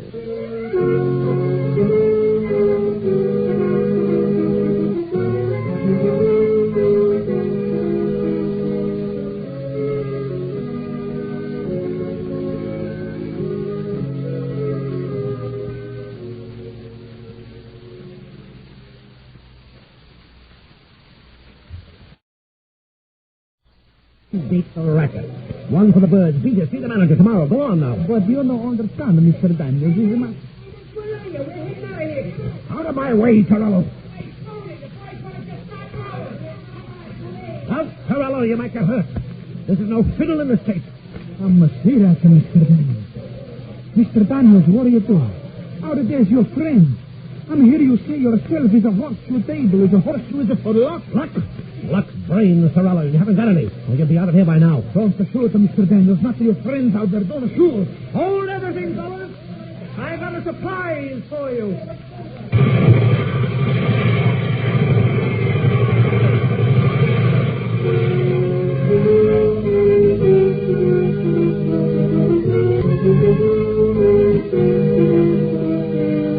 In the interest of good citizenship and law enforcement, we present Crime Does Not Pay, based on the famous Metro-Goldwyn-Mayer series of short subjects. In just a moment, you will hear Horseshoes Are for Luck, starring Neil Hamilton.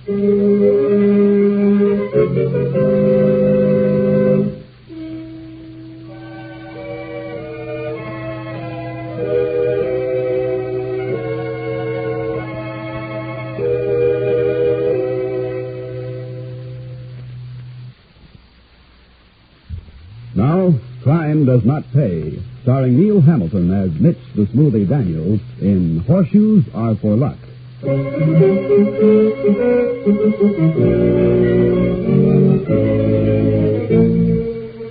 The geography of a certain city is most important to this story. You see, a river winds through this city, dividing it into extremely unequal parts. Now, the smaller part was ruled, at least with respect to gambling and the numbers racket, by an organization known as the Gopher Boys, headed by one Tenor Burke. The larger part of the city was divided into two approximately equal paths, ruled respectively by the Mermaid Street Gang, led by Jackie Piper, and the State Street outfit, led by Mitch the Smoothie Daniels. Smoothie Daniels was so called because of his impeccable exterior and his equally impeccable grammar. The latter a true mark of distinction in the world where Smoothie lived. A world peopled by young men such as Smoothie's right hand, Joey the Dip. Joey, kick them in, boss. Joey, I've asked you so many times. Try to speak properly, even if you consider it out of character, so to speak. Whom might I want in here? Jackie Piper, boss. Mr. Piper informs me he has with you an appointment. All right, Joey. Admit Mr. Piper, please. That's your boss. Okay, Mr. Piper, the boss will see you. That's good news. Hi, Smoothie. Well, happy to see you, Jackie. Sit down. All right, Joey. You don't want I should stick around? Outside, Joey. Okay, boss. You say so. Well, Smoothie? You're looking well, Jackie. Business been good? Yeah, good enough. But it could be better? Yeah, could be. How would you like to make it better? Keep talking, Nick. I've been doing a little thinking, Jack, and a little arithmetic. I'm listening. It occurs to me that a given sum divided into 3 parts means 3 slices of a certain size. The same sum divided into 2 parts means 2 slices of a larger size. I can't argue with that. The returns from gambling on numbers in this town are about as high as they'll ever be. Right. Go on. That's the given sum I was discussing. And 3 slices are you, me, and Tenor Burke, huh? Precisely. How do you figure we'll cut 3 down to 2? You answered your own question, Jackie. You said we. It makes sense. But Tenor's smart. So's his outfit. So are we? Got a plane? It involves a dinner party, Jackie, and a horseshoe table. And we sit on the ends and the Gophers in the center. Precisely. Well, they come to a party like that. I have a place. Matter of fact, I own it. Out on the Shore Road. Excellent cuisine. I'll issue the invitations. I may even have to hint to Tenor that things will happen to you. But you come. You've earned your name, Nick. The Smoothie. Is it a deal? Name the date. We'll be there. One item. Who'll pack the artillery? No one. All pieces checked at the door with hats and coats. Except, of course, for the operational weapons which I will have had placed ready for me just prior to our arrival.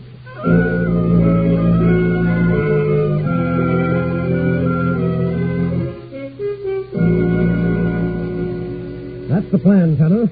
Jackie thinks I'm after you. Quite simply. Yeah, I suppose. Oh? Something about it you don't like? Oh, you're double-crossing. Well, Jackie, slightly. You call a dozen slugs a slight double-cross? They won't bother him after it's over. They might be working their gag on me. Oh, come now, Tenor. In all our dealings over the years, have I ever crossed you? Could always be a first time. Tenor, remember when I moved in on the hot car racket? Yeah, so what? Who hijacked my cars? Jackie did. But he settled with you cold cash. Cash is one thing. Pride is another. I haven't forgotten that deal. Tenor, I intend to exact payment in full. I think the time has come. Why'd you wait so long? Jackie trusts me now. Oh, I get it. Are you coming to the party, Tenor? Let me know the date. I know the place. I'll be there with the Gophers. Excellent. Shall we shake on that? Ain't necessary. I said we'll be there, we'll be there. Very well, as you wish, old man. Hey, what's that for? Just a slight protective device. Joey is the only one who can open the door. Except myself. Yeah, boss? Mr. Burke is just leaving, Joey. Okay.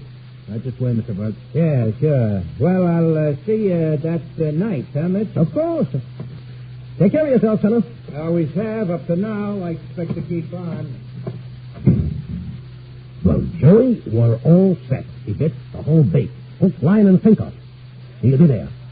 Jackie will be there, and their boys. And so will we. Yes, indeed. So will we, Joey. So will we.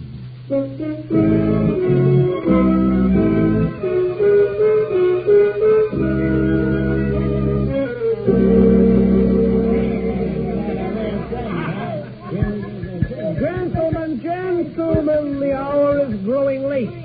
May I propose a toast? Another little treat, bitch. Why not? Only why you gotta talk first, huh? One thing I never do, Smoothie, I never mix talk with liquor. So you talk, me, I'll take the liquor. Nevertheless, my friends, I give you this final toast for the horseshoe table, which has been the scene of our collation this evening. Horseshoes are for luck, my friends. Here's to this horseshoe, and to the luck we have in being friends. I drink to that. You think you like me, too? Pardon me, Rocky. Excuse me now. Be up back in a moment, kiddo. Now, Smoothie? How did you know, Jackie? I ain't as drunk as I look. Good luck, Smoothie. Give me the high sign so I can duck, huh? Sorry, if you let me through, boys. Thank you. Thanks, fellas. Mitch, you got a sense of humor. Good luck. Watch it, Tanner. Jackie's looking this way. He can't see nothing. He's blind. Would you pull in your chair just a slice there? Thank you. Sorry, boys, but I have to get through here. Okay, boss. Even the chef's gone home, like you said. Good, Joey. Our own boys? They all left the room, so they're out of the line of fire. Perfect. Now lay low yourself until the job is finished. Check. Right under the table. And the chopper's in the fiddle case, back of the curtain, like you said. Full drum, too. Excellent. Car's outside. Gimpy's got the engine running. Wait, what are you doing here? I'm a waiter for you, Mr. Daniels. I'm Tony Terrell. All the waiters were sent home an hour ago. No, Mr. Daniels, what's the place? You not get angry, huh? I have a big favor. You own this place. My brother, he's in need of job.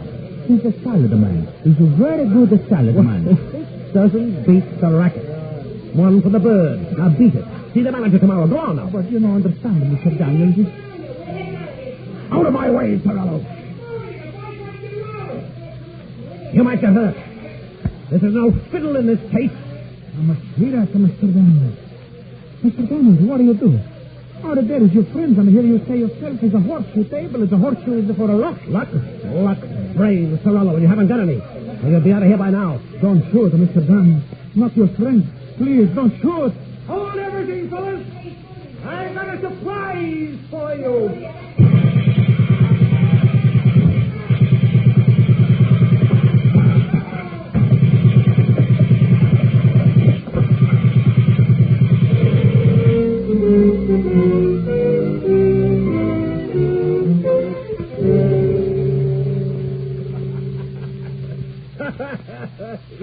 Well. Pretty mess. But worth it. Not so funny, Joey. Oh, you should have seen it from here, boss. When the waiter come out of those curtains running like a scared rabbit, oh, brother. And the look on Jackie's face just before the slugs cut him down. Honest, boss, it was a circus. Yeah, no doubt. It'll be a circus for us, too, if we don't get out of here. Everybody dead? Nobody moving. I checked them all. Like matches. Oh, you're sure great with that chopper, boss. Perfect.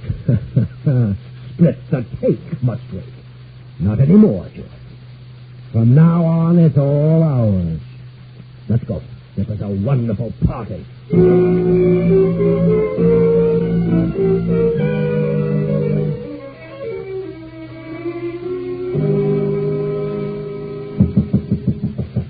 Who is it? Right.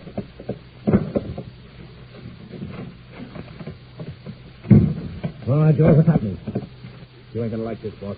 You pick up Gimpy? Rocky, maybe? Our boys are out of town, like you told. Then what? Here. It's in the paper. All of them. Stop talking in riddles, Joey. Read it. It's all there. I don't even want to think about it.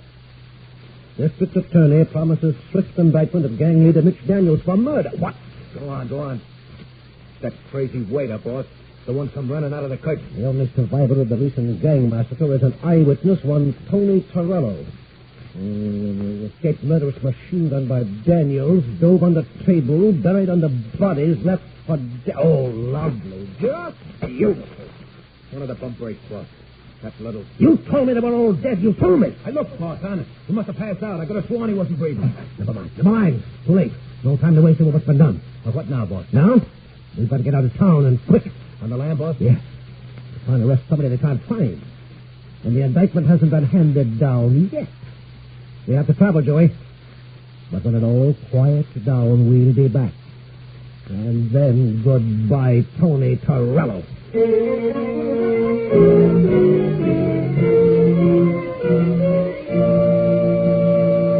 In just a moment, Crime Does Not Pay will continue with Horseshoes Are for Luck.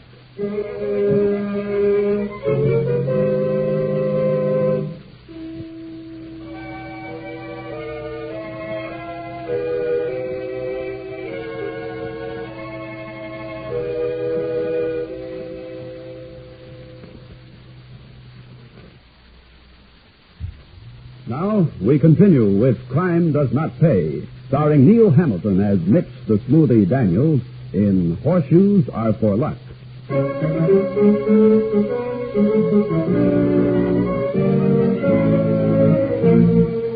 Mitch the Smoothie made his plans in his various hideouts. But such plans are subject to change without very much notice and to great delays. In Mitch's case, the delay was considerably longer than he'd expected. It stretched over years, in fact, due to the vigilance of district attorneys who refused to let the murder indictment gather dust in pigeonholes. So the years passed. Then, at long last, word came to Mitch's hideout. The police guard had been withdrawn from Tony Torello. The case was consigned, apparently, to oblivion. That was when Mitch made his move. Joey, how would you like to tap the old pill? Me, boss? I think you're entitled to a share, Joey. You stayed with me. Been loyal good many years. Well, thanks, boss. Nice of you to say that. Meaning, I suppose, it's easy for me to talk when the till I speak of is back home. Well, yeah, if you want to put it that way. Suppose I said I think it's high time we went back. What, boss? You want to burn? No one's going to burn, Joey. That's a pretty old indictment by now, just about forgotten. Well, a killing is a killer. I know. There's no statute of limitations on murder. But an indictment is no good if the witnesses aren't available. The Torello character is still living, eh? But no more police protection. I begin to catch, boss. I've made a plan, Joey, my friend. It's detailed and a little complicated. But there's too neat a sum of money hidden away back home, and the pickings hereabouts are too slim. Are you with me, Joey? Am I with you? And I always with you? My apologies, Joey. I shouldn't have asked that. Now then, this is it. You're going back first. Now, Mr. Torello doesn't know you. You're not named in the indictment. So far, so good. There'll be no killing, understand? Anything like that, and the police will swarm again. Our Mr. Torello will merely disappear. Understand? He will merely disappear.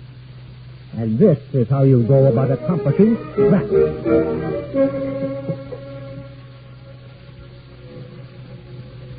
What do you want, Shrimp? I'm looking for the bosun of this ship. A fellow called Lovejoy, Matt Lovejoy. You're talking to him. I'm Joey the Dip. You was told I was coming. Okay, you're here. Stop talking. I got a grand for you. I said 1,500. A grand. No deal. 1,250 is as high as I can go. Sold. Okay. I'll deliver the night you sail. 3 days out, you know what to do.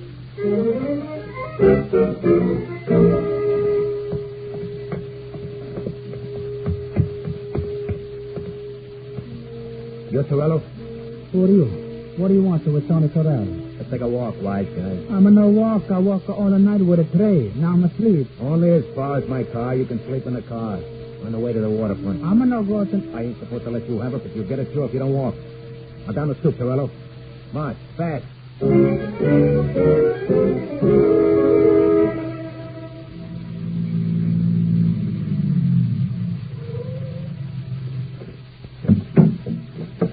Lovejoy, up the gangway.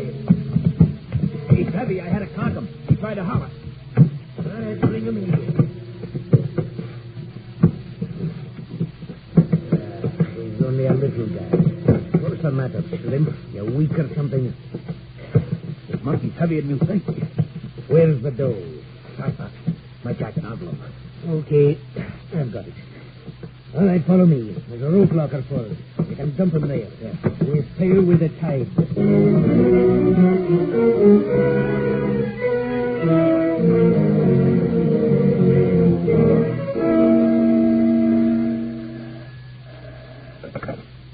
Hello. It's Joey, boss.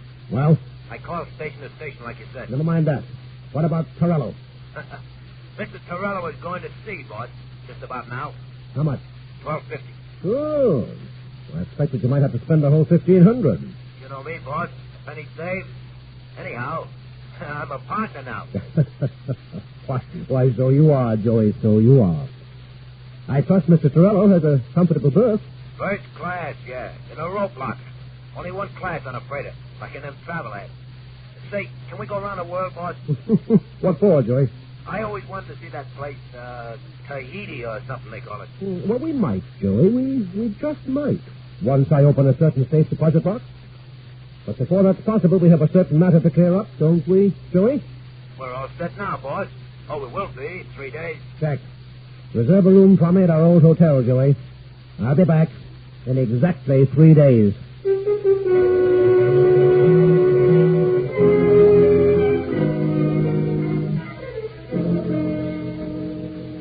Joey, dial this number, will you please? Sure, boss. The gentleman on the other end is going to be rather surprised. Oh, is it? You'll hear.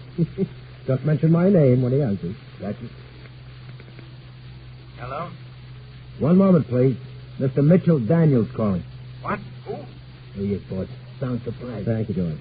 Hello. This the district attorney? You know, this is my private number, Daniels. Don't know how you found it. Oh, I have ways still, as you see. I want to see you. Will you come in, or do I have to send for you? Oh, I'll be down. I'm merely calling for an appointment. Very sure of yourself, aren't you, Daniels? I'm sure I want an immediate trial under the old indictment. Or I want the indictment quashed. Shall we talk it over? You and I, say at 11 in the morning? 11 tomorrow? A pleasure. Real pleasure. My staff and I are looking forward to meeting you. I trust the pleasure will be mutual. Well, apparently the welcome mat will be out, Joey. Apparently the welcome mat will be out.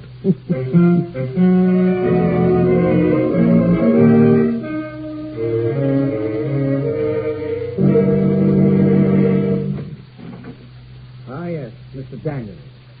Come in. Sit down. You can wait outside, Joey. Of course not, Daniels. Let him stay right here. We have nothing to hide. It's all right with you. Okay, Joey. Check, boss. Sit down, Daniels. Not necessary. What I have to say won't take that long. You never can tell. I can tell. You're the district attorney. I want a trial or the indictment thrown out. I see. Go on. That's all. Now it's your turn. On what grounds would you have me quash the indictment? You have no witnesses. You can't get a conviction without a witness. Meaning Torello? Perhaps. Your friend Joe here might be persuaded to talk. I don't know nuts. He might refresh your memory. I wouldn't try anything. Joey and I both had our pictures taken yesterday. My lawyer has them. Any marks will show.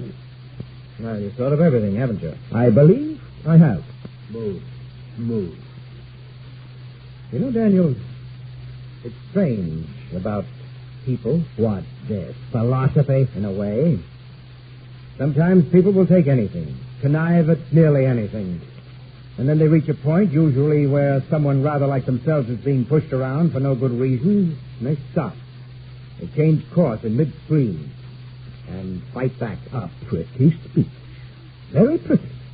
Sort of sounds very fine. Make an excellent impression when you run for governor. I may do just that, Daniels, after I've convicted you. All right, you can come in now. Boss, it's a double crosser. The big guy crossed. Be quiet. Well, Mr. Torello? What's the sir? That's Mr. Daniels asking him close, like now, with a machine gun. And Mr. Lovejoy? Hey, that's a little rascal. Delivered Tony here like a sack of potatoes for the galley. I didn't like him then, I like him right now. Thank you, Mr. Lovejoy. Mr. Daniels, you're strangely silent. No more smooth talk, no bluster. My lawyer will speak for me. You'll never get a conviction, you know. Won't I? With Mr. Torello to tell his story and with Mr. Lovejoy to tell his? Mr. Lovejoy, will you tell Daniels and his pal here what you told me about why you left the ship with Mr. Torello instead of dumping him overboard 3 days out? Well, sir, I couldn't see no reason why a little fella like Torello should get bumped for a couple of bums like these two, that's all. I never intended to dump him anyhow. Just put him ashore when we got to the other side. But here's a little guy. All he wanted to do was to get back to his house and be left alone. So that's okay with me. Maybe that's what I want, too. And when a louse like this Dick throws him around and beats him up and wants him to be bumped, I don't like it. Who do these guys think they are, anyhow? So I told the mate and walked off the ship with Tony. You dirty double-cross. Leave my friend the master alone, you hear? Never mind, Joey. Anything else, Mr. D.A., before Joey and I take up residence here? No, for the present, that'll be all. Nice of you both to come in voluntarily. But you rather underrated us, didn't you? Underrated whom? Why, Mr. Torello and Mr. Lovejoy, of course. Who else?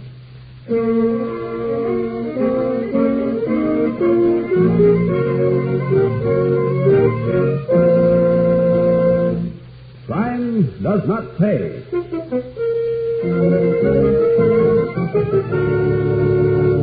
Neil Hamilton, who was starred as Mix the Smoothie Daniels in Horseshoes Are for Luck, will be back with you in just a moment.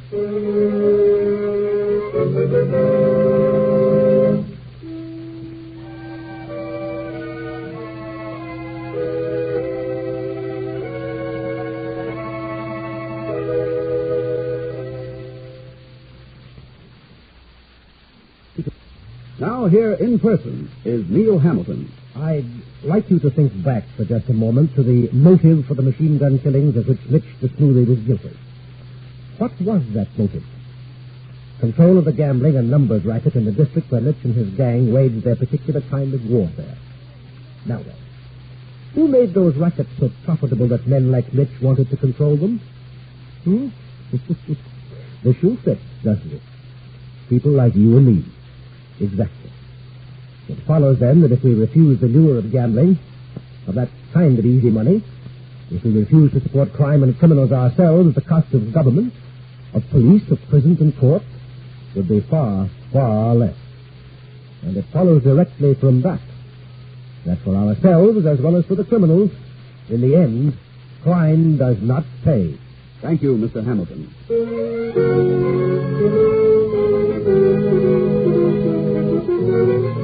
Crime Does Not Pay is written by Ira Marion and directed by Mark B. Loeb, with music composed and conducted by John Gart. Technical advisor is Burton B. Turtis. The events, characters, and names used in the story you've just heard are fictitious. Any similarity is purely coincidental.